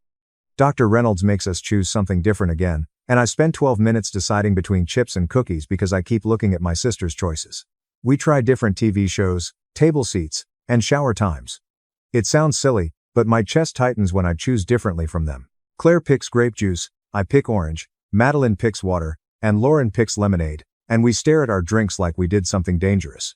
The foster father calls it the bravest thing he's seen in years. In our neighborhood park, I join a Monday-Thursday evening soccer clinic. The first night, I wear borrowed cleats that don't fit, and my own shorts, not matching anyone. I trip over the ball and kick it wrong in basic drills with the coach.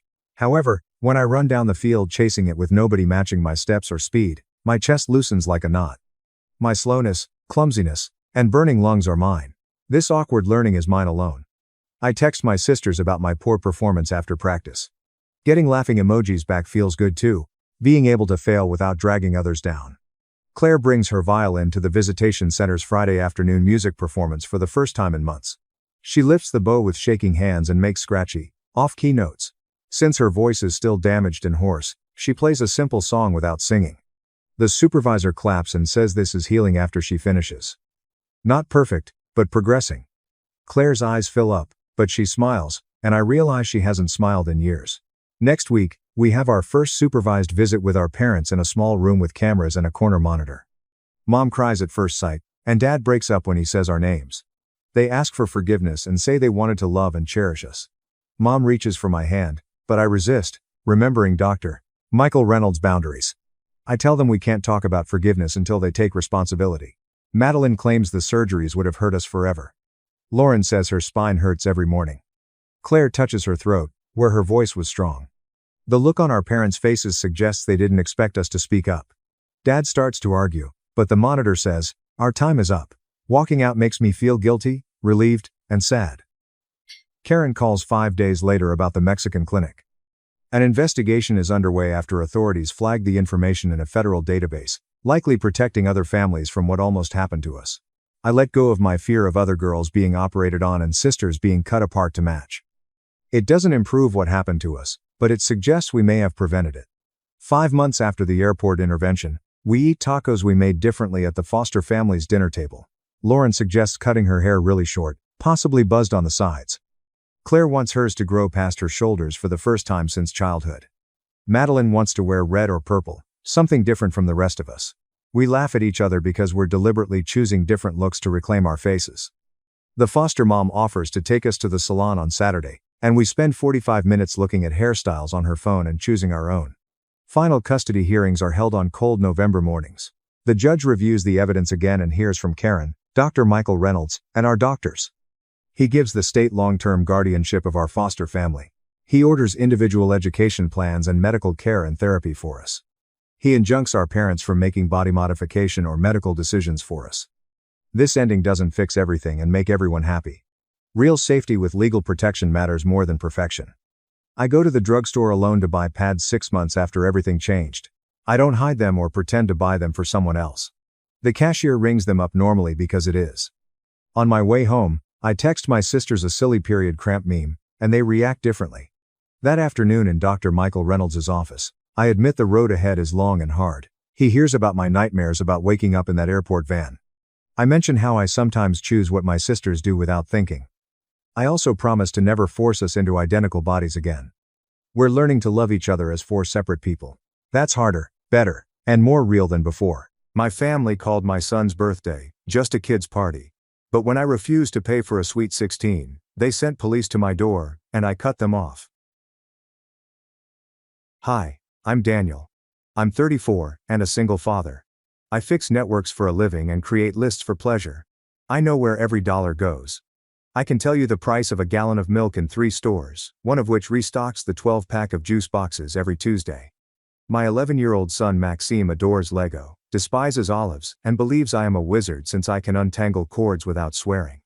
I reside in a little rental property with a bare backyard and a barbecue that I rescued from the street. My family lives 20 minutes away, so I always assumed we were close. It did not mean that. Maxime's birthday Saturday began simply. Blue streamers, a Costco sheet cake with Maxime Level 10 printed in pixel font. I'd hired an inflatable soccer goal and set up folding seats borrowed from a neighbor. 6 of his classmates arrived. Our street smelled of sunblock and charcoal. I kept checking my phone. Mary Ann had replied, "We'll be there." Wouldn't miss it. My sister Sophie, of course. Aunt Elise is delivering party treats. My brother Julian will come by after the gym. I lined up small water bottles on the porch rail and fastened a trash bag to the fence to make the yard look less like a dump. Every 20 minutes I would check the family chat. Nothing. When the pizza arrived, I asked the driver, "Could you wait a second?" I figured a line of cars would form and I'd need to add another huge pepperoni. He glanced over my shoulder at the little gathering and said, "You're good." 2 slipped into 3. The sun moved. The kids kicked off their sneakers and took turns with the goal. The neighbor across the street brought over an additional cooler. She said, "Full house." I smiled like if my face were made of wood. At 3:11 p.m., my phone vibrated.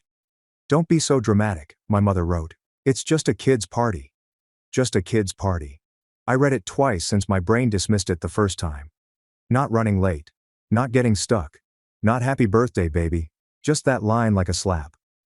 I stood next to a bowl of orange slices, and the words crept under my skin and sat there. Maxime rushed over, cheeks flushed, hair clinging to his forehead. "Dad, can we cut the cake? Can we sing?" Of course I asked. We sang, "Gather Everybody." He blew out the candles in one breath because he had practiced. He smiled at me, frosting on his lips, and I clapped like a seal. Then I went inside the kitchen to rinse the knife and breathe where no one could see me. The screen door squeaked. Behind me the group chat bubble appeared again, with dots blinking like a heartbeat. Sophie sent a new message. We will catch the next one. Today is insane. Then a photo posted to her story appeared on my lock screen. Brunch mimosas. A caption. Self-care Sunday on a Saturday with my friends. My mother was in the corner of the image, wearing sunglasses and holding a flute of champagne. Julian's arm, with the tattoo I helped pay for, was wrapped around their chairs. I stood there with a wet knife in my hand, a cake behind me, and a 10-year-old in the yard who still thought people meant what they said. The place smelled of sugar and dish soap. Someone outside cried, "Goal!" and a cheer erupted. I set down the knife and cleaned my hands on a towel. I walked back to the yard and passed out plates. I didn't say anything about the vacant chairs. Not one. When the last child went, Maxime and I sat in silence and built the spaceship he had unwrapped. He did not inquire about Grandma, Aunt Elise, or Uncle Julian. Perhaps he did not want to. Perhaps he already knew. My phone rang again at 8:04 p.m., after he had fallen asleep on the couch, holding a slice of pizza like a miniature monarch. "Mom!" This time with a sharper, more reckless voice message. "Don't make a big deal, Daniel. He's 10. He'll barely remember." As I stared at the ceiling, something inside me went cold and flat. A new shape was etched. I did not write back. I began counting the chairs to return and cans to recycle. I scraped frosting into the trash. I placed the banner in a shoebox with the remaining candles. I placed everything where it belonged. That is what I do. And then I placed my phone face down on the counter, because if I read one more sentence from them, I would say something I couldn't take back into the box. I've always been the fixer, the person who knew both the Wi-Fi password and the tax deadline, someone who remembers everyone's favorite side dish. I was 21 when Philippe left. Marianne said to me in the driveway, "You're the man now." It was not a pep talk. It was a job assignment. When Sophie opened her last studio, I created the website and paid for the first 6 months of hosting. "You'll get it back when I'm profitable," she told me. Profit was as light as a breeze. When Julian was 25, he received a DUI, and I took a day off work to sit with him in court. I was the one who drove Marianne to urgent care that winter. She had the sick and refused to stop attempting to cook nevertheless. I was the one who used Venmo to pay Julian's rent, only this once. 3 distinct only this once months. It always came with a chorus. Marianne. Family helps family. Sophie, you are doing extremely well, to herself in the mirror. Can you spot me till our Friday? Julian, you know I'll pay you back. He never did. He would, however, purchase new rims, ensuring that the untruth had adequate traction. I made a vow to myself and Maxime on the day he was born. He would never sit in a plastic chair at a gathering, wondering if his friends cared. He would eat cake even when money was tight. When others made mistakes, he would send them apologies texts. He'd have adults who tried. Money was tight a lot. Childcare is considered a second rent. Health insurance is ranked third.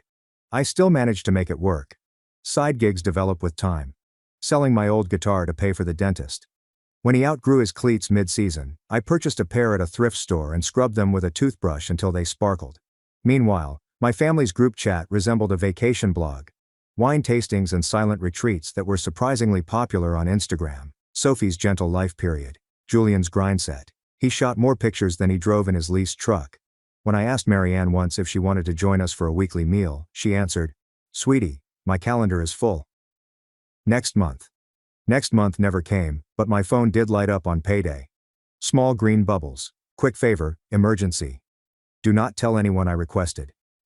Sophie called me at 11 p.m. last fall after booking a girls' trip to Tulum, the night before. "My airline card was declined. Can you fix it? I'll pay you back Monday." Monday came and went. When I said it, she sighed. "Don't be petty, Daniel. Money comes and goes, but memories last forever." In December, Marianne gave me a spreadsheet that read like a ransom note. Plan your holiday gifts. Names, items, price columns, and color coding appear in bold on the right. We should divide equally. Equal meant me, because neither of them had offered. I purchased Maxime a winter suit and a book. I purchased Marianne the mixer she had been raving about since the spring. I gave Sophie a gift card to a supplies store. Julian received new trainers. My present was their quiet at dinner when I asked if someone could bring dessert the next time. It added up. And not just in my bank app. It built up in my chest. The arithmetic of being responsible is that you become their plan, and they don't even realize it. I awoke 2 days after Maxime's celebration to find a fresh message in the family chat. Marianne used all caps, exclamation marks, and glitter emojis. Very important. RSVP by Wednesday. My niece's sweet 16. $3,100 per person. Please Venmo me. Number. Good morning. Number. How was the party? The world's most insane wedding tier price tag was put on a teenager's birthday with the haste of a fire drill attached. A PDF contains a photograph of my cousin wearing a tiara, a ballroom with orchids flowing from the ceiling. The menu reads like a cruise liner brochure: caviar bar, ice sculpture, interactive gelato artist. I stared at the number as if it will transform into anything logical. $3,100 per person. Marianne then says this line: "We'll also need Daniel to cover for grandma. She is on a fixed income." There it was. The assumption is like a reflex. My name is Wallet. There's no mention of Maxime. No, I apologize. We missed him. Not even a meme. Just an invoice that I never agreed to. Sophie responded 5 minutes later. "We are all in. OFC. Elise refuses to settle for anything less than premium. Also, can we make a collective gift? Daniel, are you able to coordinate? You are a spreadsheet person. Julian, do they have an open bar? If so, it's completely worthwhile.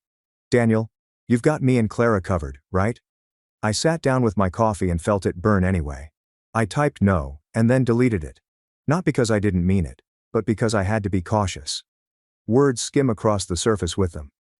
They don't sink unless they're tied to something heavy. I clicked on the PDF again and noticed the sponsor page at the end. My whole name was written in tasteful calligraphy under gold patrons in honor of my family members. I hadn't donated a single dollar. I had not been asked. Sophie had submitted it. I recognized the photograph she used. It was stolen from my LinkedIn. My stomach rolled slowly and stubbornly. I read back through Saturday's texts to see if I had missed anything. Perhaps there was a "so sorry" hidden beneath a meme. There wasn't. Just Sophie's brunch photo and Marianne's voice note. The one when she claimed it was merely a kid's party. Another text flashed up. Marianne. I also talked to the venue. They need the deposit by Friday. I promised them you'd handle it because you are the most organized. The deposit for a teenager's party was more expensive than my automobile, assigned to me as an errand. I picked up my phone to call her and then set it down. I didn't trust my voice to sound soft enough to be heard. That evening, when Maxime was doing homework at the table and kicking his feet, I printed the sponsor page and placed it next to my shopping list. 2 columns, one for what I do and one for what they ask. I began writing. Soccer fees are my. The court filing fee for Julian's license reinstatement was mine. I am the one that hosts the website. Costco cake is mine. $3,100 per person is theirs. Deposit is theirs. It's just a kid's party for them. I examined the paper until the ink felt dry enough to pick up. Marianne followed up the next morning. Daniel, you are quiet. Do not be difficult. Your cousin only turned 16 once. Everything inside me that had melted a little for years began to cool and solidify. Not angry like fire. Anger is like ice. Clear, solid, and decided. There is usually a tiny moment preceding the big one.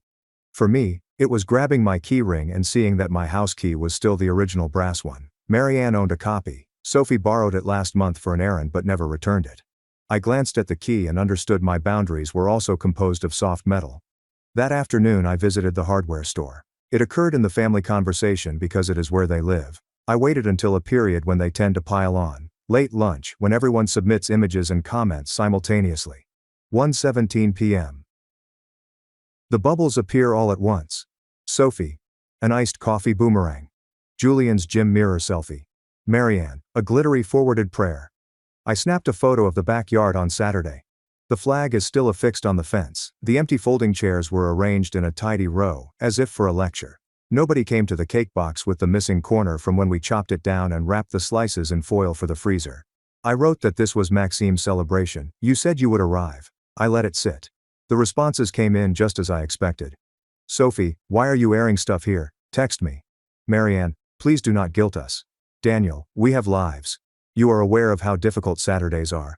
Julian, don't become a martyr. Children don't care. I shared a screenshot from 2 weeks ago. Marianne.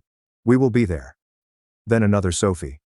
Aunt Elise is delivering party favors. Then there's the brunch photo with their faces in the corner and the caption, which includes my people. There is no commentary, just pictures. Facts have their own gravity. Silence. Then Marianne appeared again.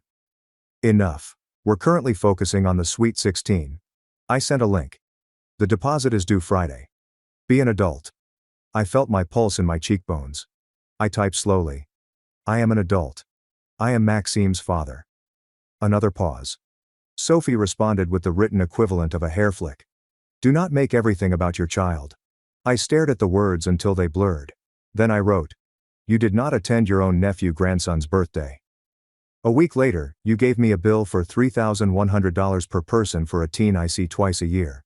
You inserted my name as a sponsor without asking, you promised a venue I'd pay a deposit, and you stated I was difficult when I didn't respond quickly enough. Here's my response. No. I pushed submit.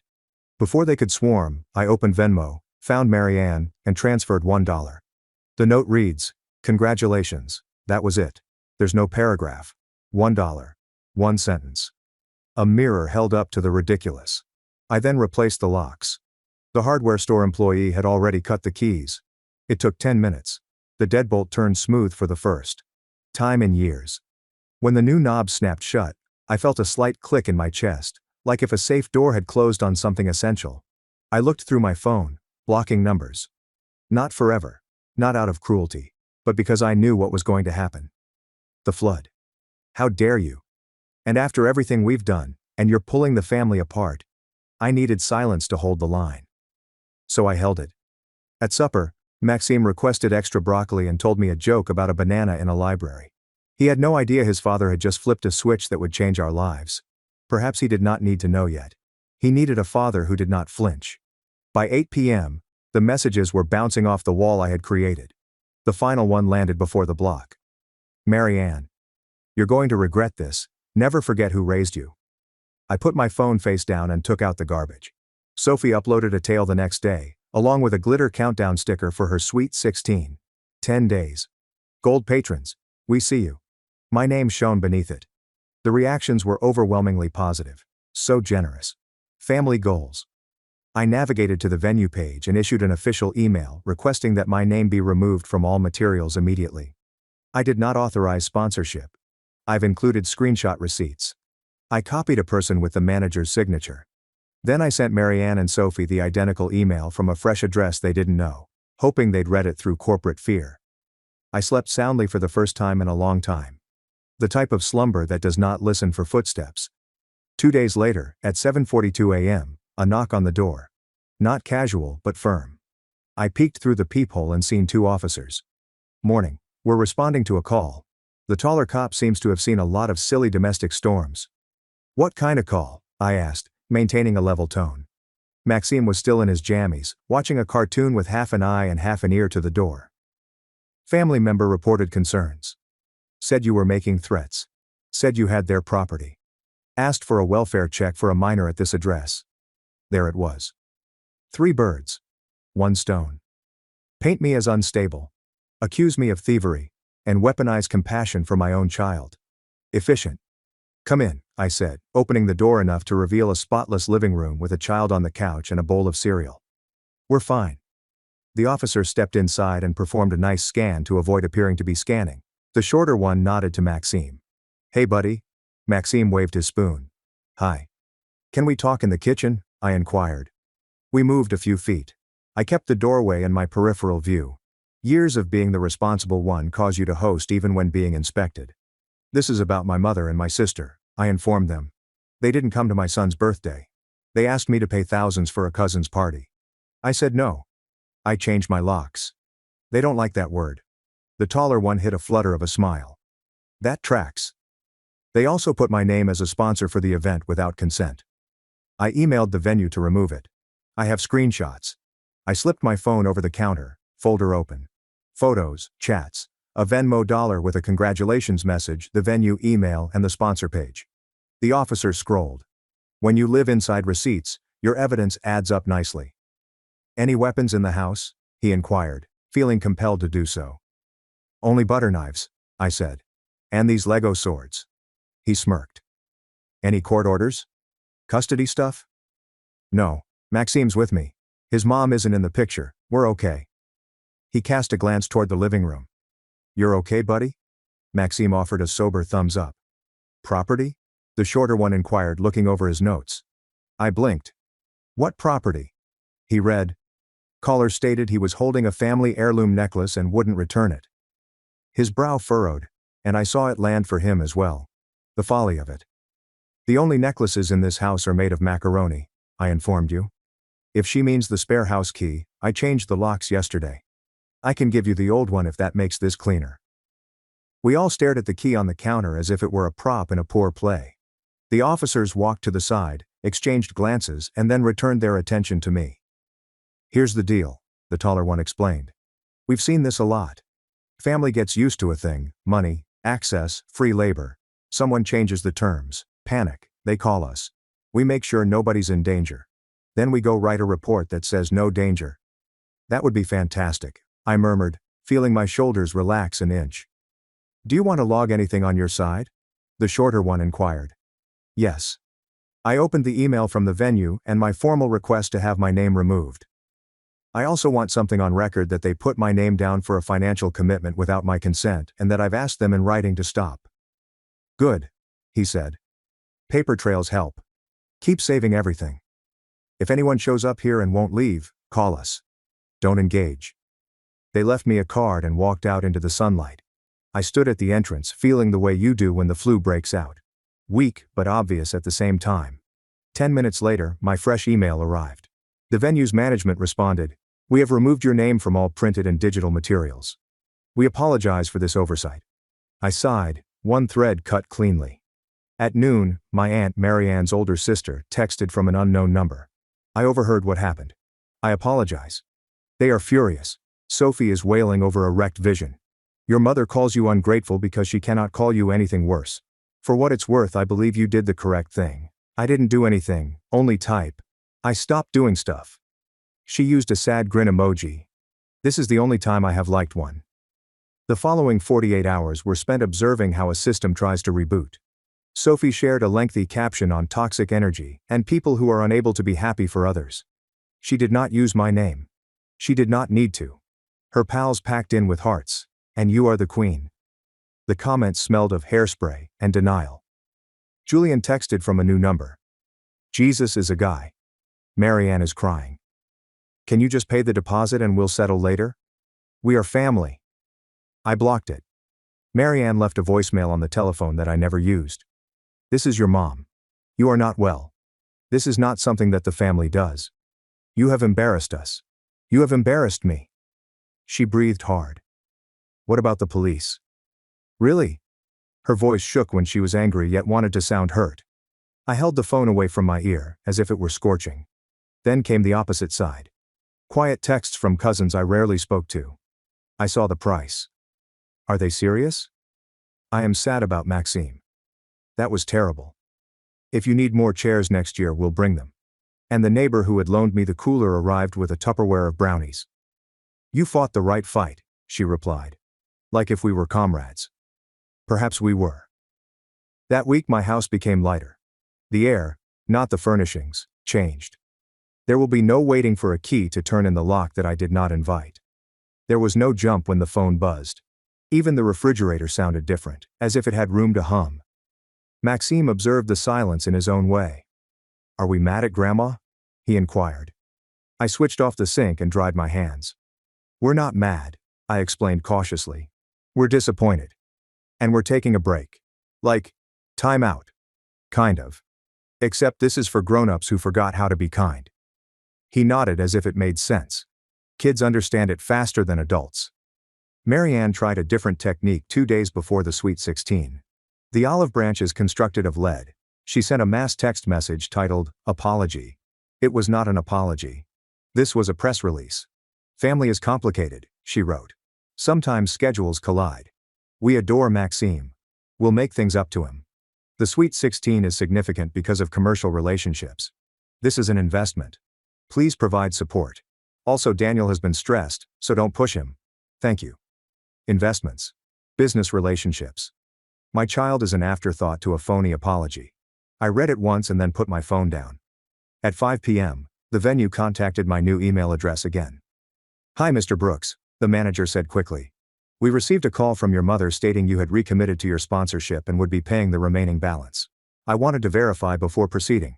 She lied. I responded, do not put my name anywhere.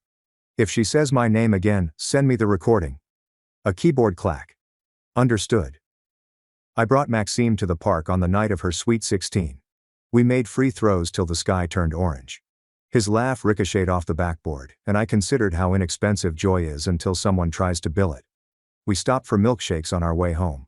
He arranged his action figures on the coffee table, and I allowed him to watch a late movie. I did not check my phone for a recap of a party I would never attend. I didn't want to see how centerpieces looked when they were purchased with someone else's guilt. Aunt Isabel sent a final text message shortly after 11.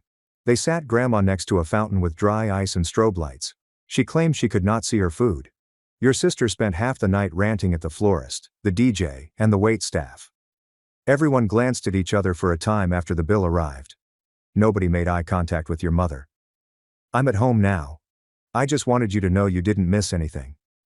I placed the phone on the table and watched my son fall asleep, chocolate on his lip. I wiped it away with my thumb and felt something open in my chest other than anger. Space. In the silent week that followed, my life reorganized itself in the same way that a room does after moving a couch and realizing it never belonged there. I told my supervisor that I wouldn't be able to cover extra weekends for a time. He said, "Good. Go be a dad." I posted a sticky note on the fridge announcing the soccer camp scholarship deadline and applied on time.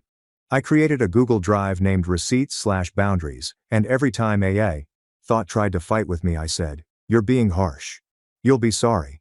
I slipped another screenshot into the folder, and the thought became silent. On Thursday, I received a card in the mail with kid handwriting. "Hello Maxime, happy birthday. We're sorry we couldn't come. My mother told us we had to go to a separate party. I wanted the cake with pixels. From Emma, a neighbor." There was $3 taped inside. He beamed as if he'd discovered riches.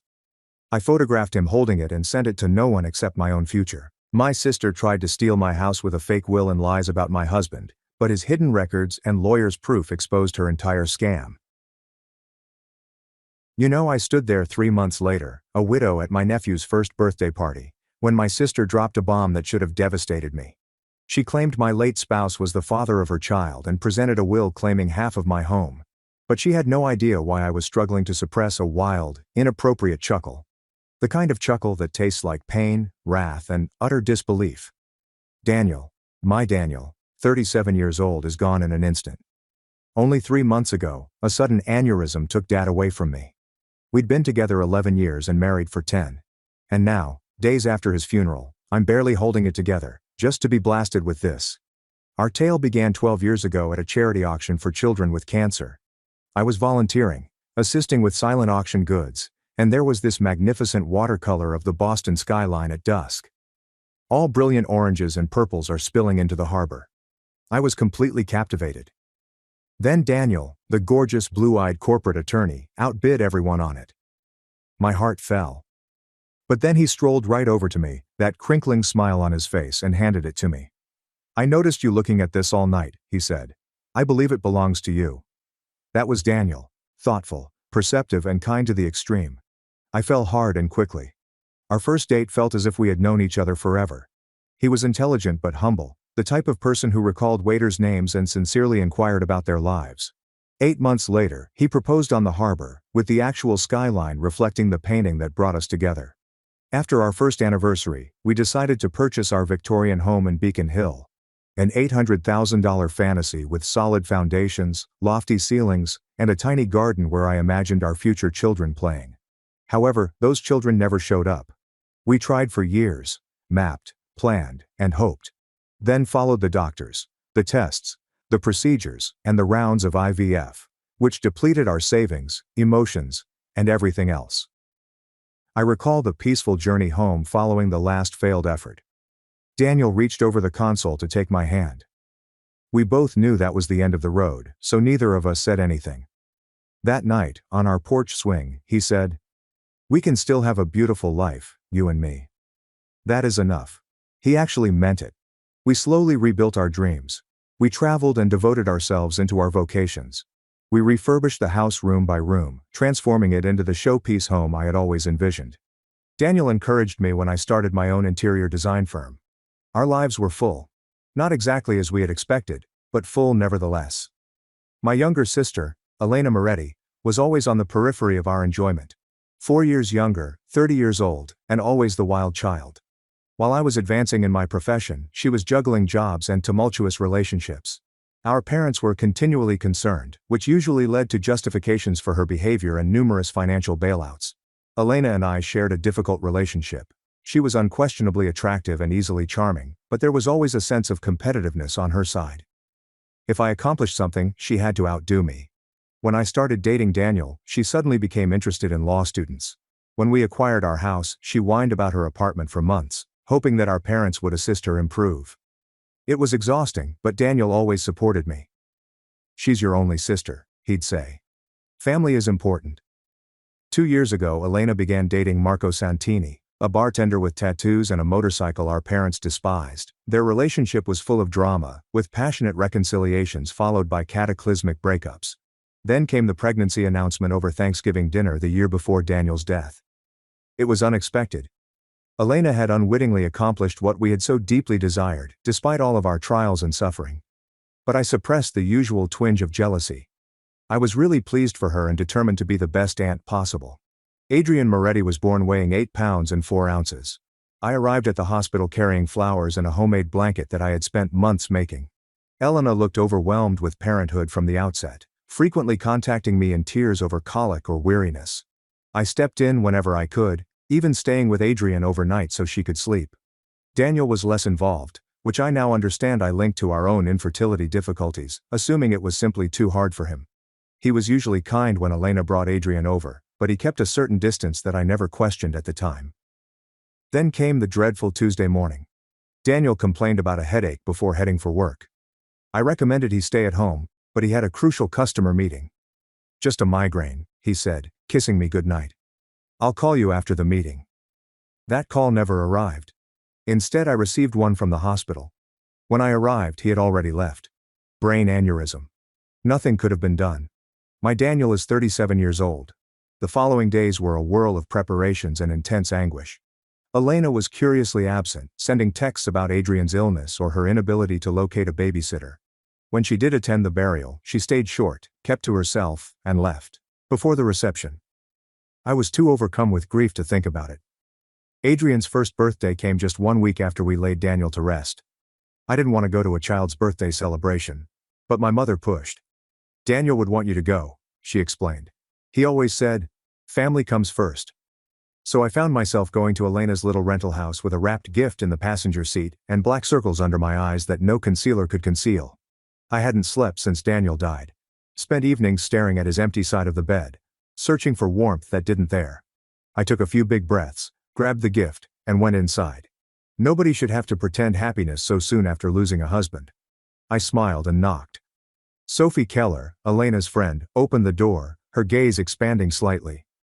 "Oh Claire, you made it," she murmured, her tone strangely strained. She took a quick check over her shoulder before stepping aside. "Come in. Everyone's in the backyard." The tiny house was adorned with blue balloons and streamers. I spotted a group of strangers whispering in the kitchen. They grew silent as I passed, their gazes following me. In the backyard, more visitors gathered in small groups. I noticed my folks looked uncomfortable. My father got up when he saw me, relief on his face. "Claire." He hugged me. "We weren't sure you'd come." "Of course I came," I responded, placing the gift on the specified table. "Where's the birthday boy?" "With Elena," my mother replied, not quite addressing my gaze. "They should be out soon for the cake." I mingled awkwardly, receiving condolences and avoiding questions about how I was doing. Everyone felt on edge, and the conversation came to an abrupt halt when I approached. I attributed it to people not understanding how to behave around a newlywed widow. Elena emerged from the home with Adrian on her hip after 30 awkward minutes. She was wearing a new clothing that I had never seen before, and her hair had been newly highlighted. Adrian looked lovely in a small button-up shirt and bow tie. Elena barely acknowledged me as she sat Adrian in his high chair. She appeared energetic, almost exuberant, and moved with surprising assurance. She tapped a spoon against her cup to get everyone's attention. "Thank you all for coming to celebrate Adrian's special day," she said, her voice echoing around the yard. "This past year has been full of surprises and challenges, as many of you know." Guests exchanged eyes. My mother grew quite interested in her shoes. "I've been keeping a secret," Elena added, resting a hand on Adrian's head. "One that I can no longer hide, especially after recent events." A shiver went down my spine. Something was extremely wrong. Adrian is not Marco's son, she said, her gaze catching mine across the yard. He is Daniel's. The world appeared to pause. I heard gasps around me and felt my father stiffen behind me, but they were only background noise to the rushing in my ears. What? Elena continued, her voice firm and practiced. Claire's husband and I had a brief affair 2 years ago. It was a mistake, a moment of weakness for both of us.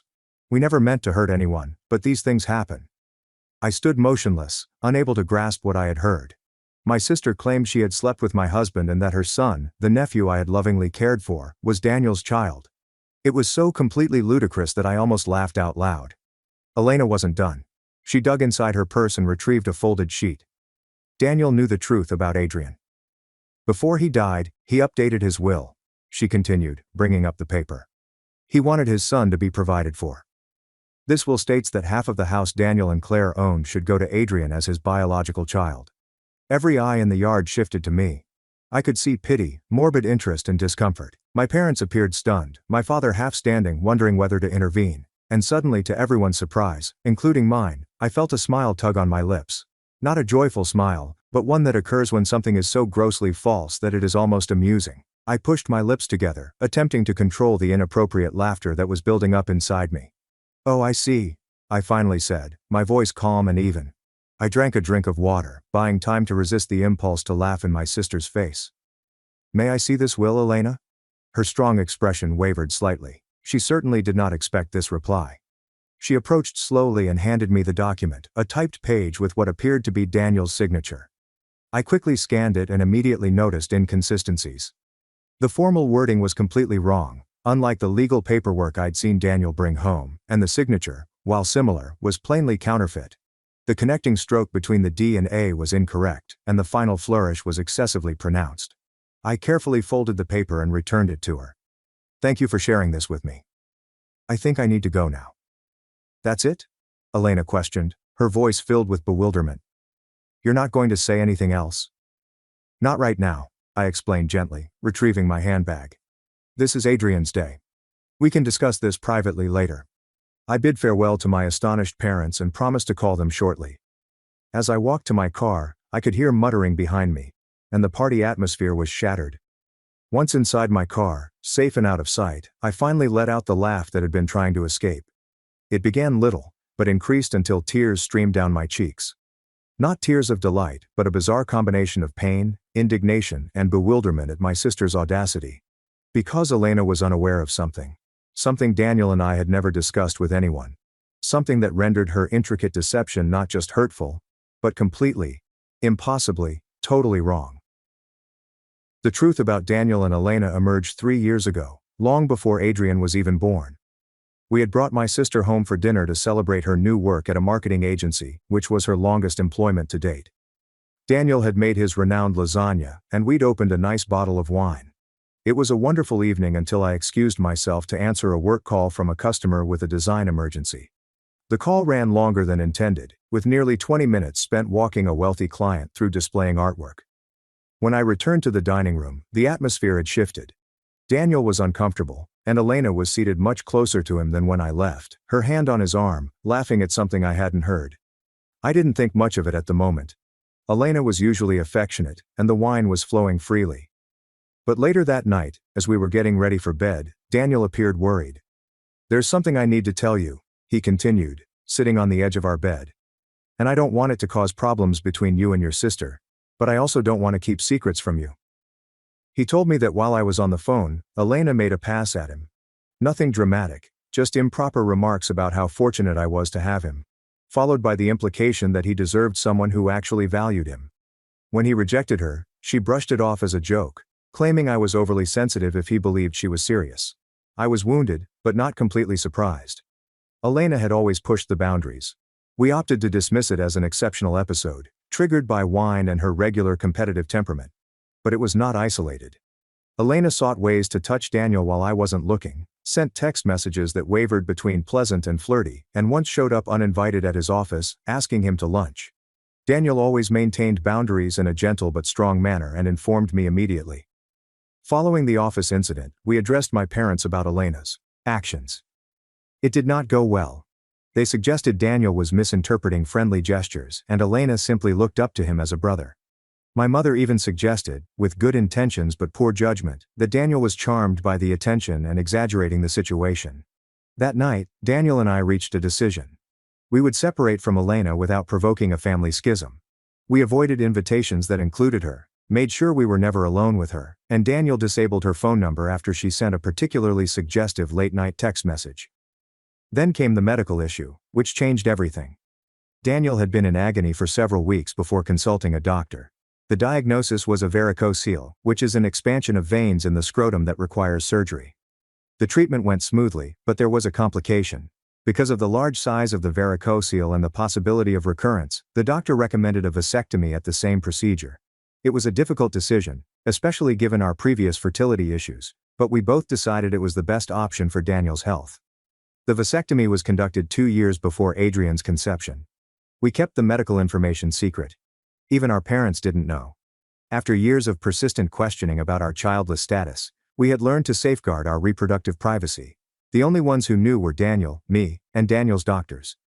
Daniel made a paranoid forecast while recovering from surgery. "Elena isn't done," he replied, sitting in our garden with an ice pack strategically placed.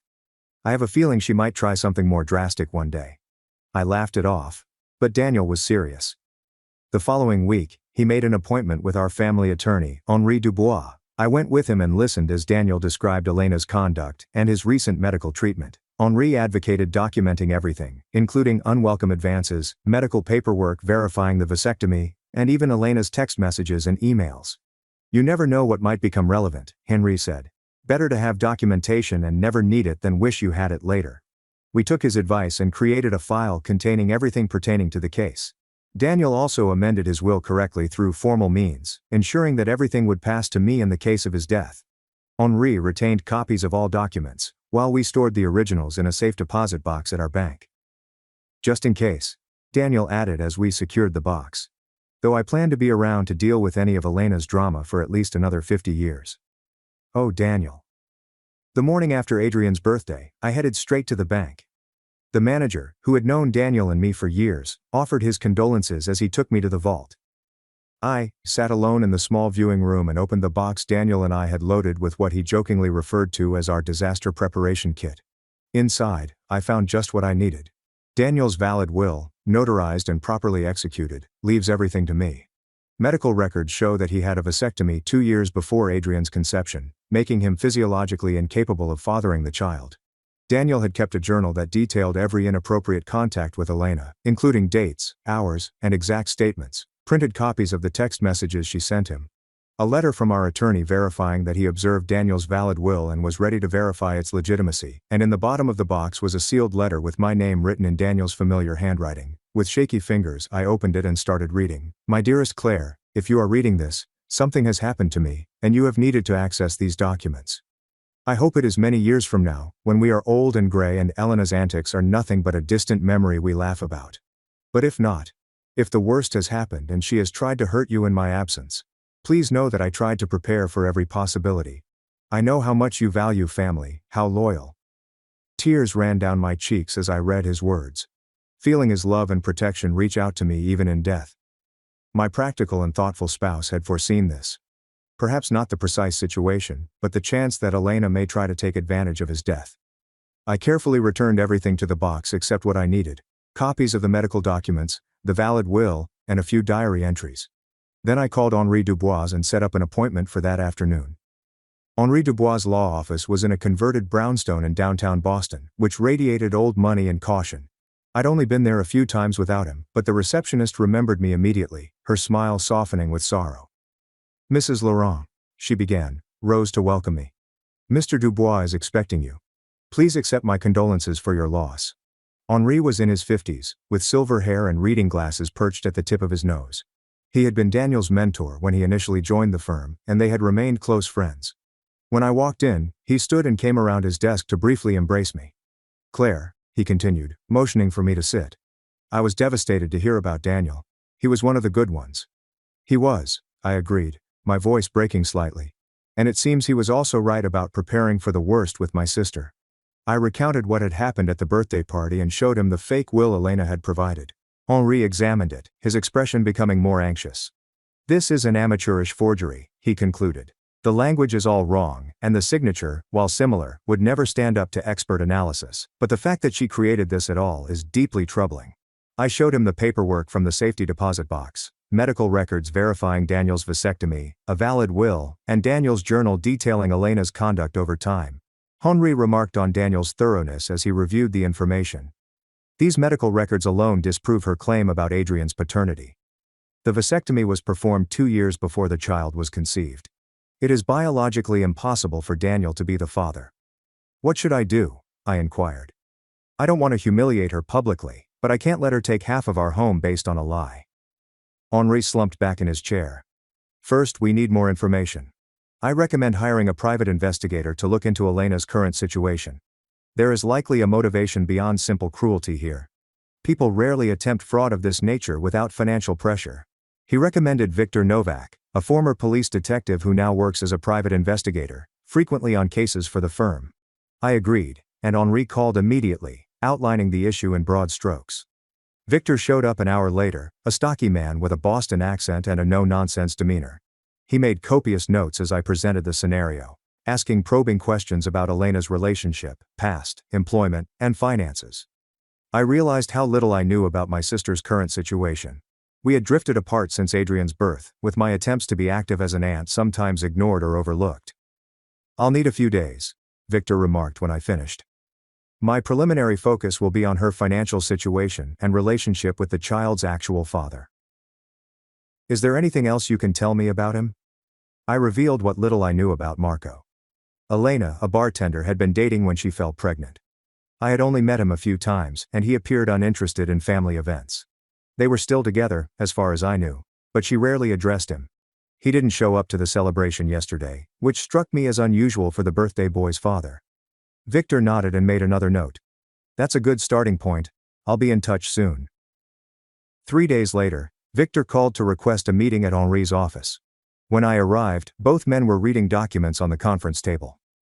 Mrs. Laurent, Victor began after we were seated, I've uncovered some concerning information about your sister's situation.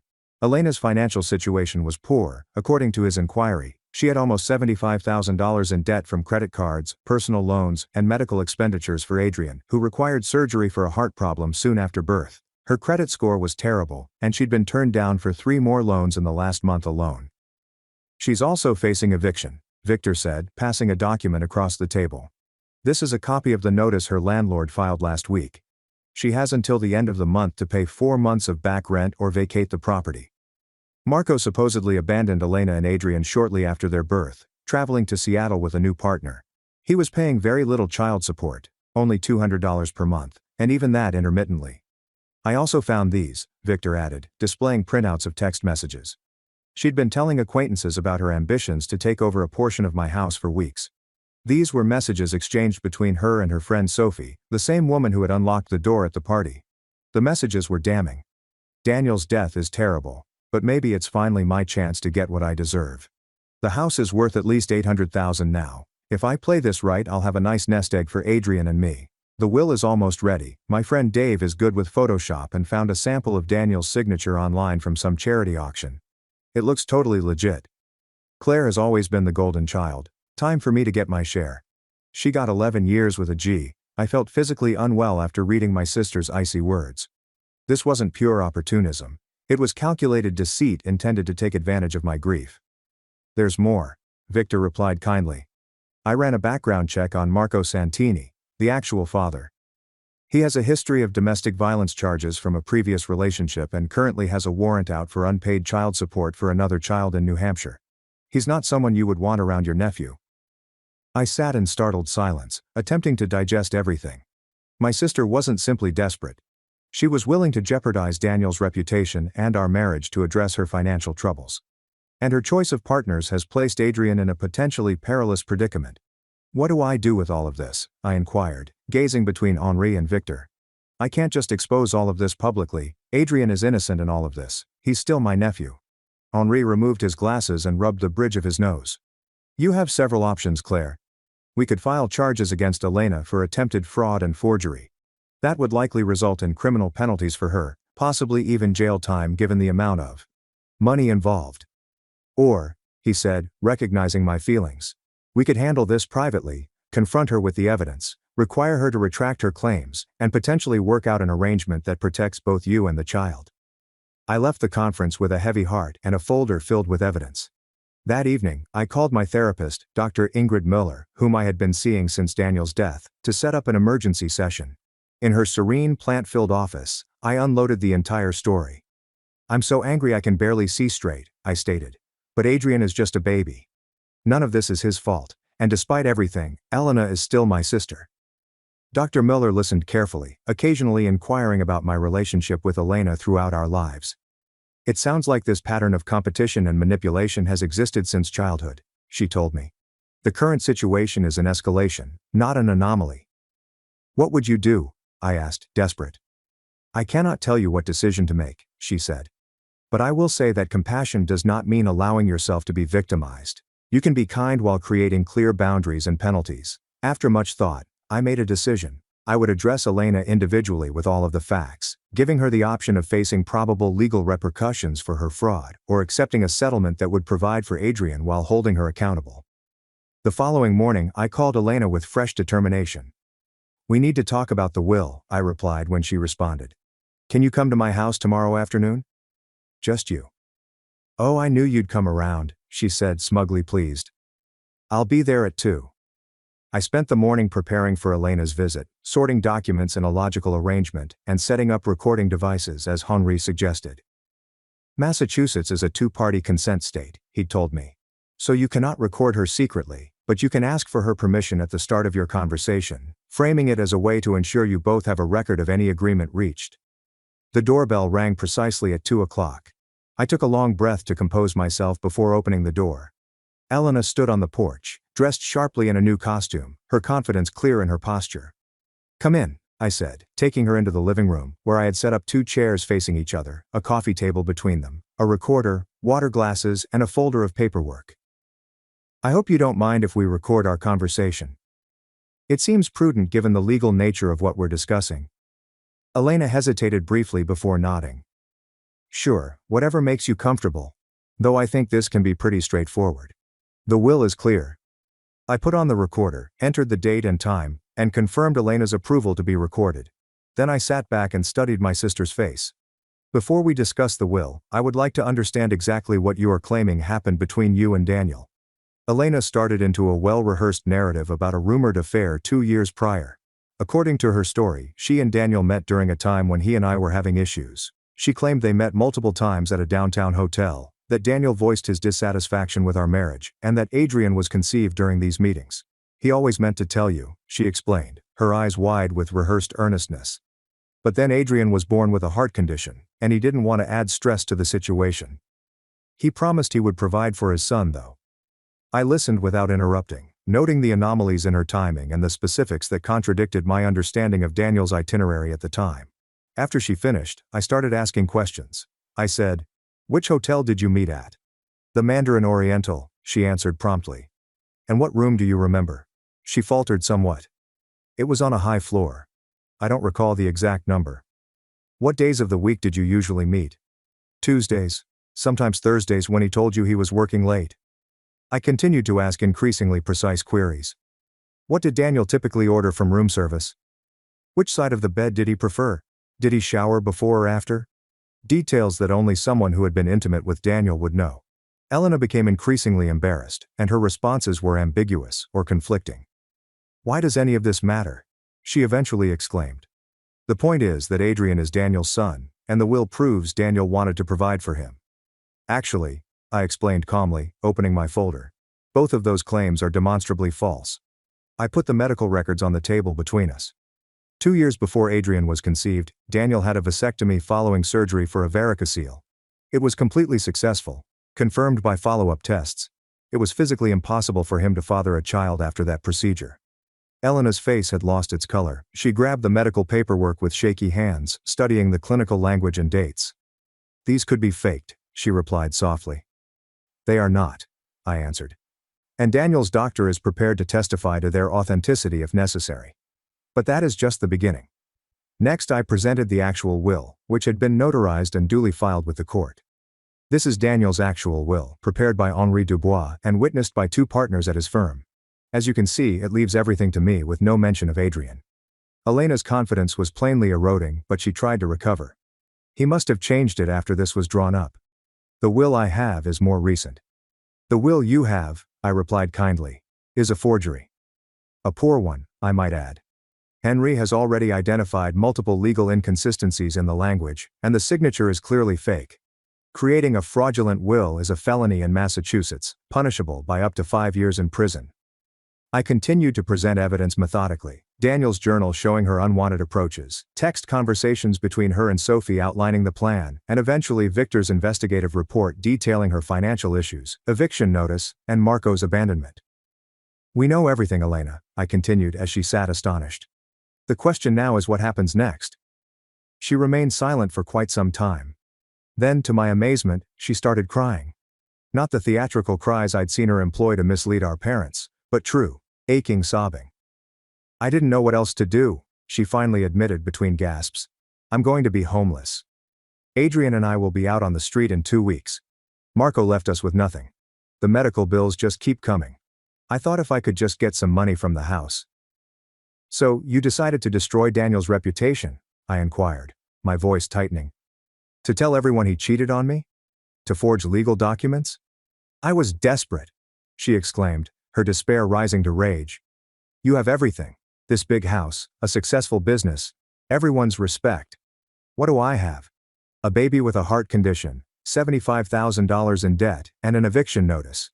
You try making good decisions in that situation. Her outburst lingered in the air between us. The basic honesty of it, stripped of manipulation and deceit, touched something in me.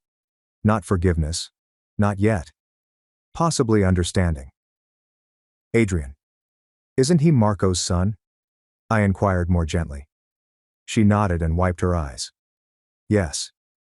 Daniel never touched me. Not like that.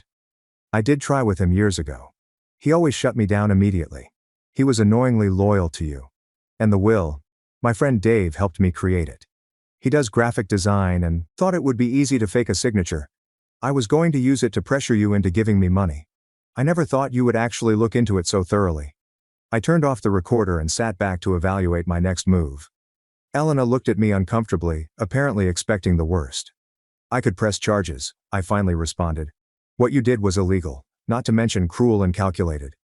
She nodded miserably. I know. But that would hurt Adrian, I said. And despite everything, he is my nephew. I love him. I leaned forward to ensure she was staring straight at me. So, here is what is going to happen. You are going to tell everyone the truth, that you lied about the affair, that Adrian is not Daniel's son, and that you forged the will. You will apologize publicly to me and to Daniel's memory. And then what? She inquired, her voice soft. We'll still be evicted. I am not finished, I said. In exchange for your full confession and a legal agreement never to attempt anything like this again, I will help you and Adrian. Not by giving you half my house, but by setting up a trust fund for Adrian's education and medical needs and helping you find stable housing. Her eyes expanded. Why would you do that after what I did? Not for you, I replied honestly. For Adrian. And because Daniel would want me to help his nephew, even if that nephew's mother tried to destroy his reputation. There will be conditions, I went on. You will enter therapy and financial counseling. You will maintain steady employment, and you will allow me to be part of Adrian's life to ensure he is being properly cared for. If you violate any of these conditions, the support stops immediately. Elena was quiet for a long time, contemplating everything. I don't deserve your help, she finally responded. No, I agree. You don't. But Adrian deserves a stable home and medical care, and I deserve to have my husband's memory untarnished. This solution gives us both what we need. Elena accepted my terms after more conversation. We'd meet with Henri the next day to finalize the arrangement, and she'd make her public confession at a family dinner the following weekend. As I escorted her out, she halted at the door. I really am sorry, Claire. I've been jealous of you my whole life. Everything always seemed to come so easily to you. Nothing about my life has been easy, I said. You just never bothered to look past the surface. Maybe it's time you start. The family supper I planned on Saturday evening was stressful from the beginning. My parents arrived early, and my mother brought her homemade lasagna as a peace offering. I don't know what this is about, she replied as she placed the plate on my counter. But Elena has been calling us in tears, saying you're forcing her to come to some sort of family meeting. Just wait until everyone is here, I said, pouring her a glass of wine. This needs to be addressed once with everyone present. By 7 o'clock, my parents, Elena, minus Adrian, who was with a babysitter, and I were sat around my dining room table. Henry had encouraged me to record the chat as well, and a little recorder was in the middle of the table. Thank you all for coming, I said, after explaining the recording. I have asked Elena to share some important information with you. Elena, my sister, appeared pale and nervous, with none of her normal confidence. She spoke while staring down at her plate. I lied about Adrian being Daniel's son, she admitted, her voice barely above a whisper. Daniel and I never had an affair. Adrian is Marco's child, and I forged the will I showed at the birthday party. My parents looked at her in disbelief. But why would you do such a thing? My father insisted. Do you have any idea what that claim did to your sister? To Daniel's reputation? Elena outlined her dire financial predicament, her voice growing stronger as she described the rising bills, Marco's absence, and the eviction notice. As she spoke, I noticed my mother's look change from shock to sympathy. Oh, honey, she remarked once Elena finished. Why didn't you just come to us for help? You didn't need to make up such terrible lies. Would you have given me $400,000? Elena inquired plainly. Because that's what I would have gotten if my plan had worked. Half the value of Claire's house. Of course we couldn't give you that kind of money, my father said. But we could have helped with the rent, at least temporarily. Instead, you chose to try to defraud your own sister while she was grieving her husband. I know it was wrong, Elena said. Claire has already made that abundantly clear. She has the evidence to press charges against me if she wanted to. My mother looked to me, alarmed. You wouldn't do that to your own sister, would you, Claire? I felt frustrated by her quick defense of Elena. Even now I could, I stated firmly. What she did was not just immoral, but illegal. Forgery and fraud are felonies. But she's family, my mother said. And there is Adrian to think about. I am family too, I said, my voice rising slightly. Your daughter too. The one who just lost her husband, and then had to defend his memory against false accusations of infidelity. Where was your concern for me in all this? My father appeared uneasy, shifting in his seat. Of course we care about you, Claire. But Elena has always needed more help, more guidance. And whose fault is that? I inquired. You have been bailing her out of her poor decisions her entire life. Maybe if you had let her face consequences occasionally, she wouldn't have escalated to criminal behavior. My mother gave a gasp. That's hardly fair, Claire. We have always treated you girls equally. Elena, unsurprisingly, shook her head. No, Mom, you haven't. Claire is right. You always made excuses for me. Always found ways to fix my mistakes. It didn't help me. It just made me think I could do whatever I wanted without consequences. My parents were astonished by this statement. Elena, perhaps for the first time, accepted responsibility rather than avoiding blame. So, what happens now? My father inquired, glancing between us. Is Elena going to jail? No, I replied. I've decided not to bring charges under specific circumstances. I described the agreement Elena and I had established with Henry's assistance. Adrian's trust fund, the treatment and financial counseling requirements, and a solid employment situation. That is very generous, my father exclaimed, relieved. Especially after what she did. It's more than generous, Elena replied gently. It's more than I deserve. Well, my mom remarked with a smile. This is all working out for the best. Elena has apologized, Claire is helping with Adrian, and we can put this ugly business behind us. It's not that simple, Mom, I stated firmly. Trust has been broken here, the healing will take time, if it happens at all, and there need to be boundaries going forward. What kind of boundaries? She inquired, looking concerned. For one thing, I need you both to stop enabling Elena's behavior. No more bailouts. No more excuses. She needs to stand on her own feet with appropriate support that does not perpetuate dependency. My father nodded slowly. That seems reasonable.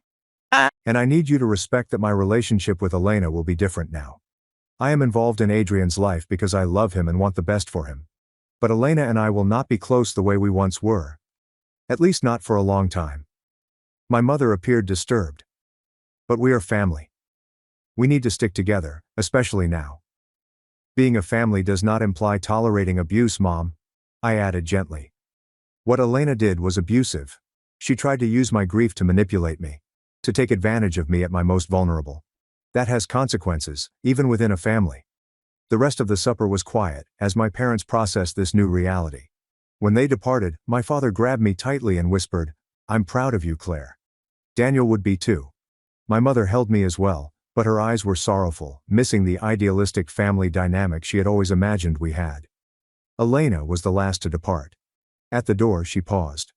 "I really am sorry," she repeated again. "Not just for the will and the lies, but for everything. For the years of competition and jealousy. For not being the sister you deserved." "I know," I said. "And I hope the therapy helps you understand why you made these choices. Adrian deserves a mother who is emotionally healthy and honest." "Do you think you will ever forgive me?" I thought about the question thoroughly. "I don't know," I replied sincerely. "But I am willing to see where this new path takes us. For Adrian's sake, and maybe someday for ours too." My parents and I drove home in silence, each engrossed in our own thoughts. I knew one thing for sure. Our family will never be the same. However, it is possible that it will evolve into something healthy in the future, based on honesty rather than deception. 1 year after Daniel died, I stood in our garden, watching the spring bulbs emerge from the dirt. Daniel had planted daffodils the previous fall, and they were blossoming, creating a riot of yellow against the newly green lawn. I felt a bittersweet sorrow viewing them, knowing he had planted them in the ground with the intention of seeing them bloom. There had been so much upheaval in that year. Adrian's trust fund has been established and is already helping to meet his ongoing medical needs. His cardiac issue, while requiring monitoring, was responding positively to medication, and he was developing into a joyful, inquisitive toddler. Elena had astonished everyone by fully accepting the terms of our arrangement.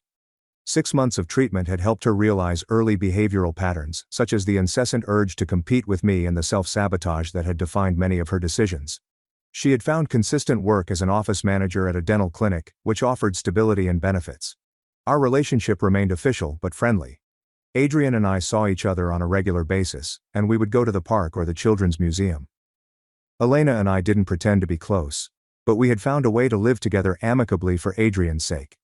My parents had first struggled with the new boundaries I had set. My mother found it extremely difficult to accept that her daughters would not have the close relationship she had always desired. They too had changed over time, learning to support Elena while not fostering her need. For me, the grief support group I joined immediately after Daniel's death had been a lifeline. 12 strangers brought together by grief had become friends, comprehending one another in ways that even well-meaning family and friends couldn't. We met weekly to share our grieving experiences, celebrate little accomplishments, and encourage one another through inevitable disappointments. 3 months after the argument with Elena, I founded the Daniel Laurent Foundation for Legal Education, which awards scholarships to students from poor backgrounds interested in corporate law. It gave me hope to see Daniel's legacy live on in the careers of young idealistic lawyers who might not otherwise have had the opportunity to enter the profession. Old friends had stepped up in ways I could never have expected. Daniel's law partners checked in on me on a regular basis, asking me to meals and gatherings to ensure that I was not alone in my grief. My undergraduate roommate, Anna, flew in from Chicago every month only to spend weekends with me, sometimes doing nothing but watching movies and eating takeout. And then there was Thomas. I met him at a foundation fundraising event 6 months after Daniel's death. He was an ethics professor at Boston University, scholarly and gentle, with a subtle sense of humor that reminded me of Daniel in certain ways. We began as buddies, sharing coffee after foundation meetings, and gradually progressed to occasional meals. It was different from my experience with Daniel, as it should be. Thomas recognized that Daniel would always be a part of my life, and that loving again did not imply replacing what had come before. We were taking things carefully, both cautious and hopeful. Standing in the yard that spring morning, I reflected on what Daniel had taught me, not only during our time together, but even after he had left. His thoughtfulness in compiling those documents had kept me safe when I was most vulnerable. His journal notes confirmed my encounters with Elena while my own parents tried to ignore them. His love protected me even when he was not present. Throughout this journey I learned painful lessons. Family interactions require clear limits to remain healthy. Documentation is not only a legal precaution, it can also be an emotional requirement. Forgiveness does not necessarily imply forgetting or allowing destructive patterns to persist. That sometimes the individuals we think to defend us are actually the ones we need to protect ourselves from. But I had also discovered my own strength. I had dealt with Elena's betrayal, navigated legal complications, and made difficult decisions about how to proceed, all while grieving the loss of my husband. I had discovered a method to honor Daniel's memory while starting a new life for myself. The daffodils waved in the spring breeze, proving resilient after a long winter. I reflected on how grief works similarly. Not a straight path, but a succession of seasons, each with its own set of problems and unexpected delights.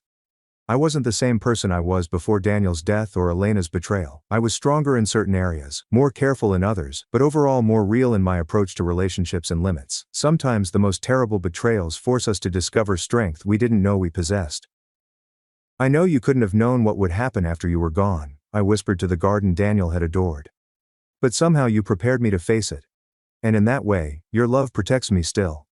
As I turned to go back inside, I felt a sense of calm that had been missing for so long. Not because the sadness had vanished, it never would, but because I had discovered a way to carry it alongside hope for the future. Daniel had given me that gift, teaching me that love lasts long after the individual is gone. That preparedness and honesty are gestures of deep caring. My stepbrother got $85,000 of my college fund for Broadway dreams. 10 years later, he was broke, and when my parents begged for him, I shut the door. I am a 33-year-old female family medicine physician who has my own practice in Portland. But 10 years ago, I was a 17-year-old who had just been cheated out of her entire future by parents who believed musical theater was more important than medical school.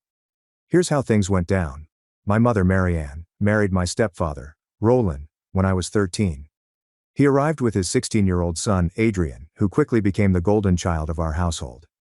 Adrian was a wannabe Broadway star who spent his waking hours singing show tunes and practicing jazz hands in the mirror. I must admit that the kid has decent pipes. However, he possessed the work ethic of a sloth and the ego of Kanye West. Roland was one of those divorced dads who tried too hard to be the cool parent. He was constantly bragging about Adrian's artistic abilities and how he was going to be the next big thing on Broadway. Every topic eventually came back to Adrian's most recent audition or performance. Meanwhile, I was getting straight A's in AP chemistry and biology, volunteering at the hospital, and plotting my path to medical school. The bias was so evident that it was nearly laughable.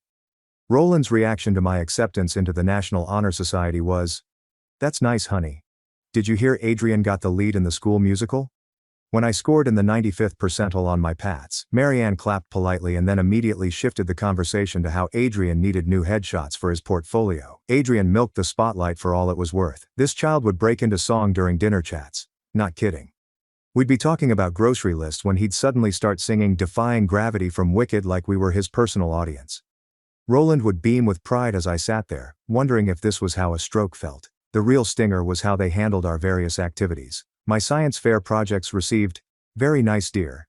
Adrian's community theater performances were attended by the entire family, with flowers and a celebratory luncheon following. I once won first place in the regional scientific Olympiad, and Roland's only comment was that we could leave early because Adrian had rehearsal. I recall one particular incident during my junior year that completely captured the familial dynamics. I'd been working on an antibiotic resistance study and local water sources for months. I spent weekends at the university lab, conducted fieldwork to collect materials, and presented discoveries that impressed my AP biology teacher sufficiently to recommend me for a state-level science competition. Adrian auditioned for the lead in the community theater's performance of Guys and Dolls. The same week I learned I had won second place at state, a major accomplishment that would look well on college applications. He received a callback. Not the part, but a callback. Guess which accomplishment dominated family dinner discussions for the next month? Roland actually printed the callback notice and placed it on the refrigerator. My state-level science medal went into a drawer someplace, but I assumed college would be my escape. I'd been saving every penny from my part-time job at the drugstore, 3 shifts each week after school and 8-hour weekend stints. The labor was quite tedious, stocking shelves, running the register, and assisting customers who couldn't understand why their insurance wouldn't pay their pet's medication. But each paycheck went directly into my college savings account. More importantly, Marianne had always assured me that my college fund would cover the rest. This was not some hazy parental commitment. This was a real account begun by my biological father, Martin Reinhardt, who died in a vehicle accident when I was 8. Martin had been a sensible and forward-thinking engineer who established an education fund that increased steadily over time through careful investments. By my senior year, it had risen to almost $85,000. Perhaps not enough for Harvard Medical School, but more than enough to get me through undergraduate school debt-free and provide a solid platform for medical school applications. My entire path was planned. 4 years of pre-med at Oregon State, maintaining a good GPA, performing well on the MCATs, being accepted to Oregon Health and Science University, completing residency, and eventually becoming Dr. Clara Reinhardt. That is where I messed up. I assumed that having my deceased father's money set aside exclusively for my schooling meant it was mine. The bomb dropped in the spring of my senior year, right in the midst of college decision season. I was investigating medical schools, comparing pre-med programs, and preparing to accept my seat at Oregon State. I'd been admitted to numerous institutions, but Oregon State provided the finest balance of academic reputation and in-state tuition. Marianne knocked on my door with that fake charming voice she employed when she was going to deliver bad news. She used the same tone when she told me we couldn't afford the senior class trip to Washington, D.C., or that I couldn't acquire a car for my 16th birthday due to financial constraints. "Honey, we need to talk about college." I imagined she wanted to talk about lunch plans or dorm room assignments. Consider asking about my class schedule or campus orientation. Boy, was I mistaken. "Your stepfather and I have been talking, and we've decided to redirect your college fund toward Adrian's career development." I looked at her as if she had started speaking ancient Greek. The terms literally did not compute. "What do you mean redirect?" "Well, Adrian got accepted to that intensive summer program at Juilliard. And then there's the year-long acting conservatory in New York. This is his shot, Clara. His one opportunity to really make it in the industry." The words hit me like a physical punch in the stomach. I felt nauseated. "That's my college fund. Martin Reinhardt left that money for my education." Marianne's face tightened and became protective, the expression she often used when she knew she was being unfair, but was determined to maintain her stance. "Roland is your father now, and we make decisions as a family. Adrian's dreams are just as valid as yours." "Adrian's dreams? I'm planning to become a doctor. I am going to save lives. He wants to dance about in tights, singing show tunes." "Don't be so dramatic. There will be other opportunities for you to go to college. Adrian's window is closing. He needs to strike while the iron is hot. Strike while the iron is hot." This was about a 20-year-old who had never worked a real job, never paid for anything himself, and whose crowning achievement was being cast as chorus member number 3 in the high school production of Oklahoma. "You can take out student loans like everyone else," Roland said from the doorway, where he'd clearly been listening. "Character building experience. Adrian's artistic development can't wait." Character building, right? Because working 3 jobs to pay for medical school while Adrian lived in Manhattan pursuing his art was exactly what Martin Reinhardt intended when he established that college fund. I used every reason I could think of. The money came from my father, not Roland. I had real professional opportunities with definite earning potential, whereas Adrian was following a pipe dream in an industry where 90% of actors are unemployed at any given time. Medical school was costly and competitive. I needed that financial basis to have a serious chance at success. Nothing worked. Roland had persuaded Marianne that Adrian was the family's best investment. Their ticket to fame and prosperity. "One successful Broadway show and he'll be set for life," he said again. Meanwhile, doctors are a dime a dozen. Doctors are available in abundance. This comes from a guy who had a Jiffy Lube franchise and thought changing your oil every 3,000 miles was the pinnacle of automotive sophistication.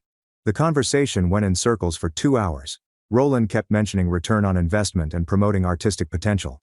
Marianne insisted that this was what families did for one another, and that I was selfish for not understanding Adrian's needs. I kept emphasizing that this was actually theft, taking money intended for one person's education, and giving it to someone else totally.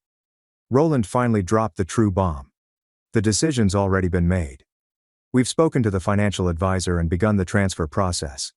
Adrian's program starts in June, so we needed to act quickly. They hadn't contacted me, asked for my views, and had already begun moving my money to pay Adrian's fantasy before even informing me of it. The worst part was seeing Adrian's reaction after they told him. The kid did not even have the decency to feel guilty. He's just started looking at New York residences and discussing how he'll thank the family in his Tony Award acceptance speech. "Don't worry, Clara," he replied with a patronizing smile that made me want to throw something at him. "When I make it big, I'll help pay for your medical school. Think of this as an investment in both our futures. An investment in my Broadway dreams. Using my deceased father's money." I locked myself in my room for the remainder of the day, alternately angry and depressed. Everything I'd worked for, every strategy I'd devised, and every sacrifice I'd made hinged on that college money. Without it, medical school became immensely more difficult, if not impossible. That summer was harsh in ways I had not anticipated. While Adrian was having a great time at Juilliard, sharing Instagram stories from trendy Manhattan cafes and networking events, I was working extra shifts at the drugstore and applying for every scholarship, grant and loan I could find. The financial assistance office at Oregon State became my second home. Mrs. Schneider, my guidance counselor, guided me through the maze of applications and procedures. She was aware of my circumstances and was silently outraged, despite her attempts to remain professional. There are options, she explained during one of our discussions. Scholarship applications, loan paperwork, and explanations of work-study programs were all spread out on her desk.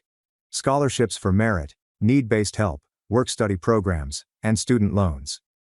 It won't be easy, but it's doable. What she didn't say, but we both understood, was that it would be a lot more difficult than it should be. Students with familial support can concentrate on academics and extracurricular activities. Students like me would have to work 30 hours a week just to survive. I ended up putting together a financial aid package that covered approximately 60% of my expenses. Academic scholarships funded a portion of the cost. Need-based assistance assisted with lodging and board, but there remained a large deficit. The rest came from working nights at a 24-hour diner near school called the Sunrise Cafe, where I served coffee and pie to inebriated college students and shift workers beginning at 10 p.m. to 6 a.m., 3 evenings a week. My freshman year schedule looked like it was devised by a sadist. Classes throughout the day, study time in the afternoon, and jobs starting at 10 p.m. to 6 a.m., sleep for 4 hours, and repeat. I survived on vending machine coffee and whatever free food I could find at the cafe. Day-old muffins, soup about to be thrown out, and the occasional sandwich from a compassionate cook. Meanwhile, Adrian shared Instagram stories from trendy Manhattan cafes, discussing his artistic path and networking with other budding performers. The $85,000 that should have paid for my school went for his coffee shop meetings, acting classes, and what appeared to be a rather active social life. My grades suffered during the first year.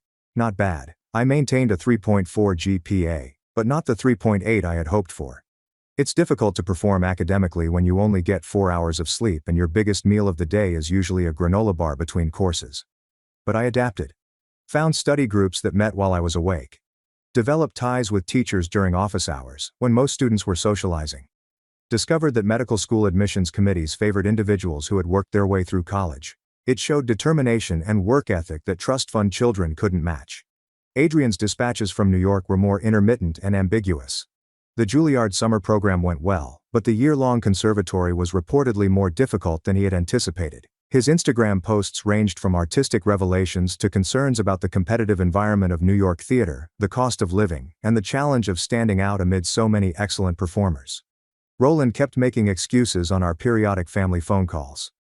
He's finding his artistic voice. The New York scene is tough to break into. He just needs more time to establish himself in the industry. Adrian truly needed a job, but it seemed beneath him. When I spoke with him personally, he complained about auditions that did not result in callbacks, pricey classes that did not produce the expected results, and the general difficulty of making it as an artist in New York. By my sophomore year, I discovered my rhythm. Better time management resulted in better marks. I raised my GPA to 3.7. The diner work was still hard, but I had been promoted to shift supervisor, which meant somewhat higher pay and more consistent hours. I'd also started coaching other students in organic chemistry, which was more lucrative than restaurant labor and looked well on medical school applications. Adrian, meantime, had relocated from his luxury Manhattan apartment to a shared space in Brooklyn. The updates from New York grew less regular, and when he did post on social media, he frequently talked about the difficulties of being an artist rather than his triumphs. Junior year provided both opportunity and problems. I'd begun volunteering at the campus health center, gaining hands-on experience with patient care that would prove invaluable for medical school applications. Dr. Laurent, the volunteer coordinator, became an informal mentor, guiding me through the medical school admission process and even writing one of my recommendation letters. But junior year also brought the news that Adrian was returning home. After 3 years and the loss of the majority of my college savings, the New York experiment was officially over. He was 23, broke, and settling back into his childhood bedroom as if nothing had occurred. Roland framed it as a chance to recuperate for his next phase, while also bringing key industry experience back to the local market. What it really meant was that Adrian had spent $85,000 of my inheritance and had nothing to show for it but stories about auditions he didn't get and connections that didn't go anywhere. The family relationships at holiday gatherings were unsettling. Adrian would regale everyone with stories from his experience in the industry, including actors and directors he'd met briefly at networking events. Meanwhile, I was working 16-hour days between classes, employment, and volunteering to prepare for the MCATs, while everyone else was engrossed with Adrian's stories from the Big Apple. Senior year was hectic. Medical school applications, MCAT prep, maintaining grades, and working enough hours to cover basic living expenses. I took the MCAT twice. The initial score was satisfactory, but not exceptional. After months of studying with borrowed prep books and free web tools, the second attempt turned out considerably better. Medical school interviews were their own form of torture. Professional clothing was out of my price range. Travel expenses cut into my grocery budget. The pressure of competing with applicants whose parents could afford test prep classes and application advisors. But somehow it worked. I was accepted to Oregon Health and Science University, my ideal school. Excellent reputation and reasonable cost for in-state students. Not a full scholarship, but manageable with loans and the part-time employment I intended to do while medical school. 4 years later, I graduated from Oregon State University with a 3.9 GPA in biochemistry. Not bad for someone who had been working 25 to 30 hours per week in college and subsisting on vending machine dinners and day-old diner pastries. Medical school was even more difficult without family support. While other students were able to focus solely on their academics, I was working weekends as a medical scribe at urgent care clinics, coaching undergraduates in organic chemistry, and conducting medical research for faculty members who paid graduate student rates for data analysis. These loans were terrible. Each semester came new promissory notes, debt totals, and projections for how long it would take to repay everything. By graduation, I owed approximately $250,000, which was modest for a doctor's wage, but still represented a mound of debt that would follow me for decades. Throughout medical school, I kept track of Adrian through social media and family gossip. He'd taken a job at a music store in town, was occasionally acting in local community theater shows, and was still living at home with Marianne and Roland, talking about his music career as if he was only in between major opportunities. The difference was startling. I was studying to diagnose heart attacks and deliver babies while working 80-hour weeks on clinical rotations, preparing to save lives and make a meaningful contribution to society. Adrian was selling guitar picks and auditioned for the Grease dinner theater play. I finished from medical school with honors and began my residency in family medicine at Portland General. 3 years of punishing schedules, overnight hours, emergency department rotations, and learning to manage everything from regular checks to life-threatening situations. But I loved it. Every challenging case, every complicated diagnosis, every patient I assisted, it all seemed worthwhile. During residency, family updates became increasingly troubling. Adrian had been laid off from the music store and was now working part-time at Guitar Center. Still living at home and chasing his dreams. He is approaching 30 and has no genuine professional prospects or life skills. Roland's health had deteriorated due to excessive stress, a bad diet, and what appeared to be untreated cardiac problems that he continued to ignore. Marianne was working part-time at a dental office but not earning enough to support 3 individuals, especially because Adrian contributed almost nothing to household expenses. I completed residency and began my own family medicine practice in a lovely Portland suburb, gradually growing a patient base and ultimately earning real money for the first time in my adult life. The practice exceeded all of my expectations. Assisting families, treating children, and elderly people. Being the type of doctor who genuinely listens and spends time with each patient. My student loans were finally affordable on a doctor's wage. I'd rented a little house with a garden, purchased a dependable car, and begun to consider genuinely starting a life rather than simply existing until the next exam or loan payment. Adrian, meanwhile, was 31 years old, still living in his boyhood bedroom, working part-time in retail, and occasionally posting on Facebook about impending projects that never materialized. Then the call arrived. On a calm Tuesday afternoon, I was in my office checking patient charts when Marianne called, crying profusely. Roland had been experiencing chest pains for several weeks but disregarded them because he didn't have time to be sick. The typical masculine response to worrying symptoms. He eventually collapsed at the Jiffy Lube during the morning shift and was sent to the hospital. According to the emergency department physician who contacted Marianne with updates, she had suffered a massive heart attack. The doctors are saying he needs surgery, she wailed into the phone, multiple bypasses, and they want to keep him in intensive care for at least a week. My medical training kicked in instantly. I inquired about his symptoms, timing, and what the cardiologist said about prognosis and therapy options. I began mentally calculating recovery time, probable complications, and the level of follow-up care he would require. "How much is this going to cost?" I said, already knowing the answer would be awful. That's when the true trouble emerged. Roland's health insurance through the Jiffy Lube business provided only catastrophic coverage, a large deductible, a narrow network, and the type of plan that works well for everyday treatment but bankrupts you when anything severe happens. They were looking at around $200,000 in hospital expenditures, assuming everything went well with no issues or lengthy recuperation time. Roland's plan would probably cover about 40% of that when the deductible was met. Marianne was worrying in the way that happens when someone who has never experienced major financial stress suddenly finds herself facing the possibility of losing everything. They didn't have any savings. Roland spent the most of his salary supporting Adrian's lifestyle and paying for his numerous professional development expenses. Roland had taken out a reverse mortgage on the house a few years before to support an unsuccessful business expansion. They were essentially screwed. "We don't know what to do," Marianne admitted, her voice breaking. "We thought maybe, since you're a doctor now." There it was. I'd been expecting it for years. "You want me to help with the medical bills?" "It's not that we expect you to pay everything," she responded quickly, presumably realizing how harsh that sounded. "But maybe you could talk to the doctors, work something out, help us figure out payment plans or charity care options. Help them make up payment arrangements with the money I earned while working my ass off in medical school, while they used my inheritance to fund Adrian's Manhattan experience." "I'll think about it," I assured her, the most non-committal statement I could muster. That evening, I sat in my living room, the first place I'd ever lived where I could afford to decorate tastefully, and really thought about what to do. A part of me wanted to help.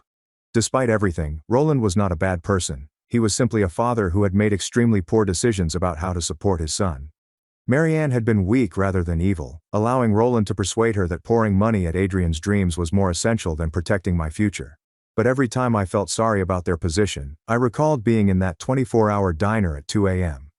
During medical school, I studied anatomy while selling coffee to inebriated college students because I couldn't afford to study full-time like my colleagues, who were supported by their parents.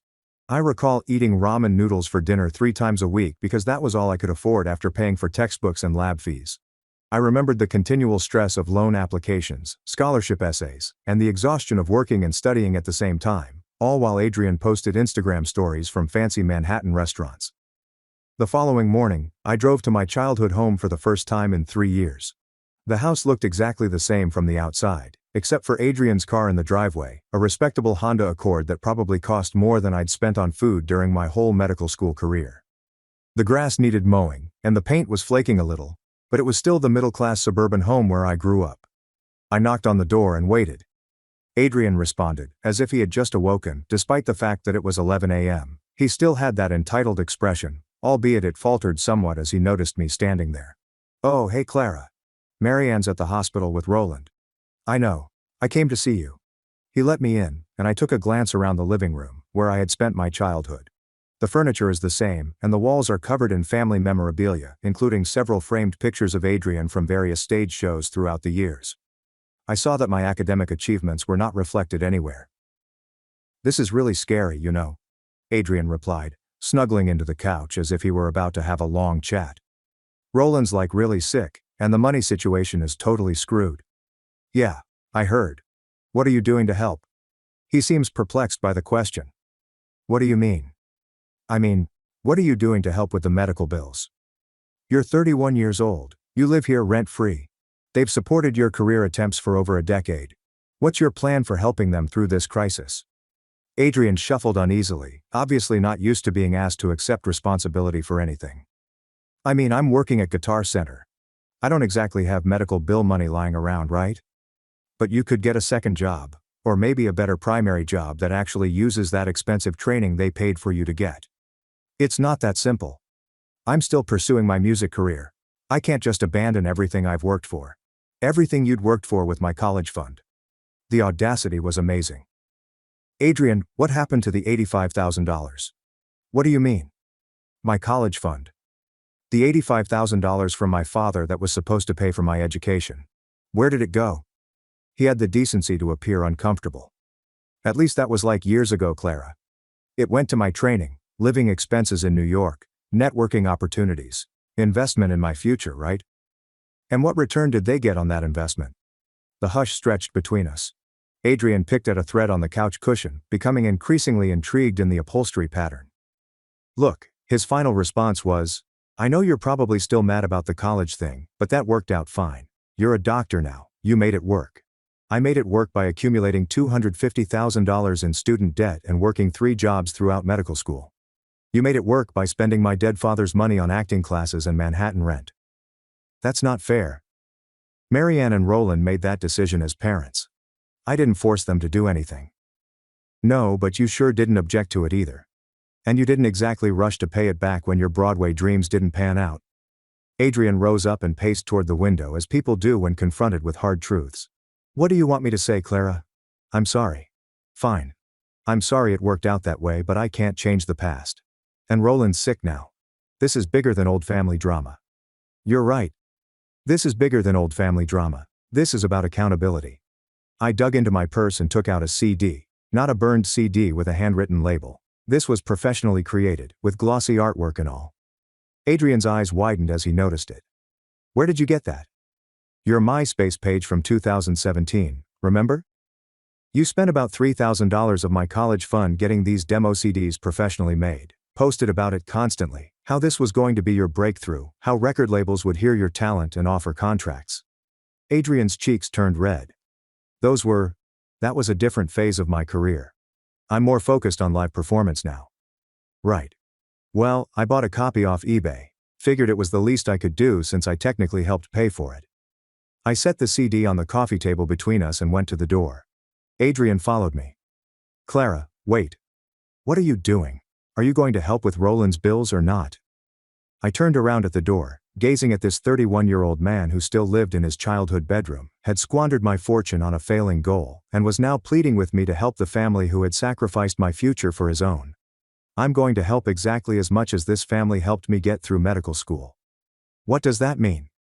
It means you should probably start checking couch cushions for spare change. Maybe sell some of those professional headshots from your portfolio. That evening, Marianne called again. Roland's surgery went well, but he would be in the hospital for at least a week. The bills were already piling up and they'd received an estimate for the whole treatment cost, $170,000, not counting follow-up care and rehabilitation. Did you talk to Adrian? She inquired. I did. Interesting conversation. He's still living the dream, apparently. Clara, please. I know you're angry about the college fund situation, but this is life or death. Roland could die if he doesn't get proper follow-up care.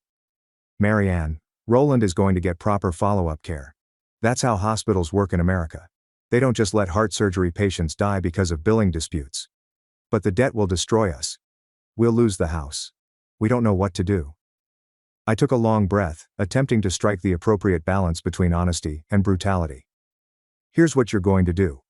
You're going to talk to the hospital's financial counselor about payment plans. Every hospital has them. You're going to apply for charity care programs. Most hospitals have sliding scale assistance for people who can't afford treatment. Adrian is going to get a second job, or maybe his first real job, and contribute to household expenses so you can focus on paying medical bills. But Adrian's career is working retail part-time and occasionally performing in community theater. He's 31 years old. It's time to be realistic about his prospects and his responsibilities to this family. You could just help us. You're a doctor. You make good money now. There it was. The entitlement that had shaped my entire childhood. The belief that my success was somehow shared property, whereas Adrian's misfortunes were only transitory setbacks necessitating additional investment. You're right. I do make good money. I make good money because I worked my ass off to get through medical school without family support. I make good money because I spent 4 years eating ramen noodles and working nights, while my classmates went to study groups funded by parents who could afford to support their children's education. I make good money because I graduated with a mountain of debt that I'm still paying off. We did what we thought was best at the time. You did what was convenient for your new husband and his son. You sacrificed my future to fund Adrian's fantasy. And now you want me to rescue you from the consequences of that decision. It wasn't a fantasy. Adrian is talented. Marianne. Adrian is a 31-year-old man living in his childhood bedroom, working part-time at Guitar Center, whose biggest accomplishment in a decade is a demo CD that no record label ever bothered to listen to. Meanwhile, I'm actually helping people, saving lives, contributing to society in meaningful ways. Which one of us turned out to be the better investment? She was silent for a long time. So, you won't help? I'm not giving you money, if that's what you're asking. But I'll give you something better. I'll give you the same thing you gave me when I needed support for my education. Advice to figure it out on your own. And good luck making it work. That's cruel. No, Marianne. Cruel is taking a teenager's college fund, money specifically left by her deceased father for her education, and giving it to your stepson for acting classes. What I'm doing is justice. I hung up and blocked their number. The following few months were unexpectedly calm. I concentrated on my practice, which was rapidly expanding as word traveled about the new family doctor who genuinely listened to patients and took time for I'd begun specializing in preventative care and chronic illness appointments. Management, finding great satisfaction in assisting patients in maintaining their health rather than just addressing catastrophes. 2 weeks later, my cousin Elise called. She had heard about Roland's dilemma and my refusal to aid through the family grapevine and wanted to hear my side of the story. Because what I'm hearing from Marianne doesn't sound like the Clara I know, she explained delicately. I recounted everything: the college fund theft, Adrian's failing career sponsored by my inheritance, the years of favoritism and dismissive treatment, and their current expectation that I'd protect them from the repercussions of their own actions. Elise was quiet for a bit after I finished. Jesus, Clara, I had no idea about the college fund thing. That's incredibly messed up. Yeah, well, water under the bridge now. Is it though? I mean, how do you feel about how this is all playing out? I thought about the question thoroughly. You know what? I'm actually at peace with it. I spent years being angry about what they did to me. But building my career, proving I could succeed without their support, that's been incredibly satisfying. Now they need help, and they're finding out what it feels like when family doesn't come through for the important stuff. What about Roland though? I mean, he could actually have complications, need ongoing care. Roland isn't going to die, Elise. They'll work out payment plans with the hospital, maybe qualify for charity care programs. Figure something out the way millions of Americans do every year. Hospitals have entire departments dedicated to helping people navigate these situations, but they'll have to do it themselves. And maybe they'll learn what it's like to struggle financially for something important, like I did for 8 years. Elise understood. She'd seen the family dynamics throughout the years during holiday parties and noticed how differently Adrian and I were treated, but she'd never realized the magnitude of it. A month later, I learned through the family network that Roland had been discharged and was doing well at home. They had qualified for the hospital's charity care program, which covered roughly 60% of the costs. The remaining bills were set up on a 10-year payment plan with lower interest rates. More importantly, Adrian had secured a second job working evenings at a call center. He continued to live at home but was now contributing to household expenses for the first time in his adult life. Apparently, the financial crisis served as a wake-up call concerning the realistic prospects for his music career. Marianne had returned to work full-time as a dental receptionist, her first full-time position in years. They were getting by, but there wasn't enough money for Adrian's artistic ambitions or professional advancement. Adrian contacted me personally 6 months after Roland's surgery, rather than through Marianne or other family members, by text message. Hey Clara, I know things have been weird between us, but I wanted to reach out. Roland's recovery is going really well, and I've been thinking a lot about what you said about accountability and responsibility. I got a better job, assistant manager at a music store downtown. Not just retail sales, still doing music stuff on weekends, but treating it more like a hobby now instead of expecting it to pay the bills. Anyway, I wanted to say I'm sorry about the college fund. It was the first sincere apology I had ever received from him. Not flawless, not thorough, but honest and detailed, as opposed to the customary non-apology apologies I had received from my family. I replied with the following. Thanks for saying that, Adrian. I'm glad Roland's doing better and that you're taking more responsibility. That means a lot. That was it. There was no dramatic reconciliation, no return to family dinners, but rather a sense of tranquility that felt more valuable than forced forgiveness. Another 6 months have passed. My practice continues to grow. I'd recruited a nurse practitioner to help with the patient load and had finally paid off my undergraduate school loans. Still had medical school debt, but it was manageable and steadily diminishing. I was at my office late one evening, finishing up patient files and insurance paperwork, when I received a call from an unknown local number. Dr. Reinhardt, this is Roland. My stepfather's voice was different, lower and uncertain than I remembered from childhood. Hi Roland. How are you feeling? Much better. The cardiologist says I'm ahead of schedule on recovery. Listen. I was wondering if I could take you to coffee sometime. There are some things I'd like to say, and I don't think I can do them justice over the phone. We met the following Saturday in a neutral spot, a coffee shop near my office that I occasionally stop by between appointments. Roland appeared older, more fatigued than I remembered, and healthier than I had expected considering the significant operation. I owe you an apology, he began without explanation. Several apologies actually. I waited, curious about where this was headed. The college fund thing was wrong, not just misguided or poorly thought out, it was wrong. I convinced Marianne it was the right decision for the family, but it wasn't. That money was meant for your education, specifically set aside by your father for that purpose, and we had no right to redirect it. Why did you do it? Roland swirled his coffee for a long time, apparently contemplating how to respond honestly. Honestly, because I was desperate to prove that supporting Adrian's dreams was the right choice. I'd been divorced, felt like I'd failed at being a father the first time around, and I wanted to show Adrian that I believed in him completely. But I did it at your expense, and that was inexcusable. What about Adrian? Have you talked to him about all this? We've had several long conversations over the past few months.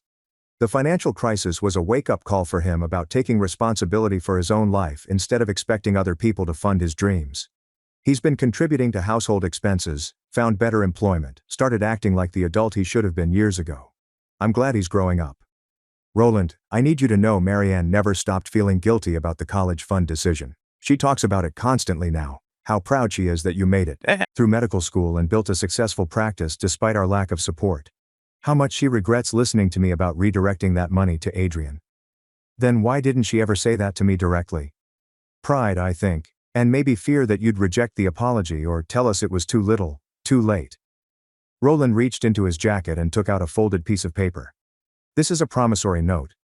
We can't pay you back the full $85,000 all at once, but we've worked out a budget to repay you over 10 years with interest. It's not enough compensation and it's not soon enough, but it's what we can realistically manage given our current financial situation. I unfurled the document and examined it. It was extensive and well thought out, including monthly payment amounts, interest computations, and contingency plans in case their financial status altered. The interest rate was significantly more than what they had to give. You don't have to do this, Roland. Yes, we do. We stole your inheritance and used it to fund a fantasy. Now we're going to pay it back, even if it takes until we're both dead to do it. I folded the paper and stored it in my purse. Roland, I want you to know I'm not angry anymore. I was for a long time, furious about what felt like a betrayal, but building my career on my own terms, proving I could succeed without family support, that actually healed something in me. I'm grateful for the struggle in some ways because it made me stronger and more self-reliant. That doesn't make what we did right. No, but it makes me who I am today. And I like who I've become. We drank our coffee and talked about more appropriate topics. Roland's rehabilitation, my practice, and the weather. Normal chat between two grown-ups who have discovered a way to cohabit together.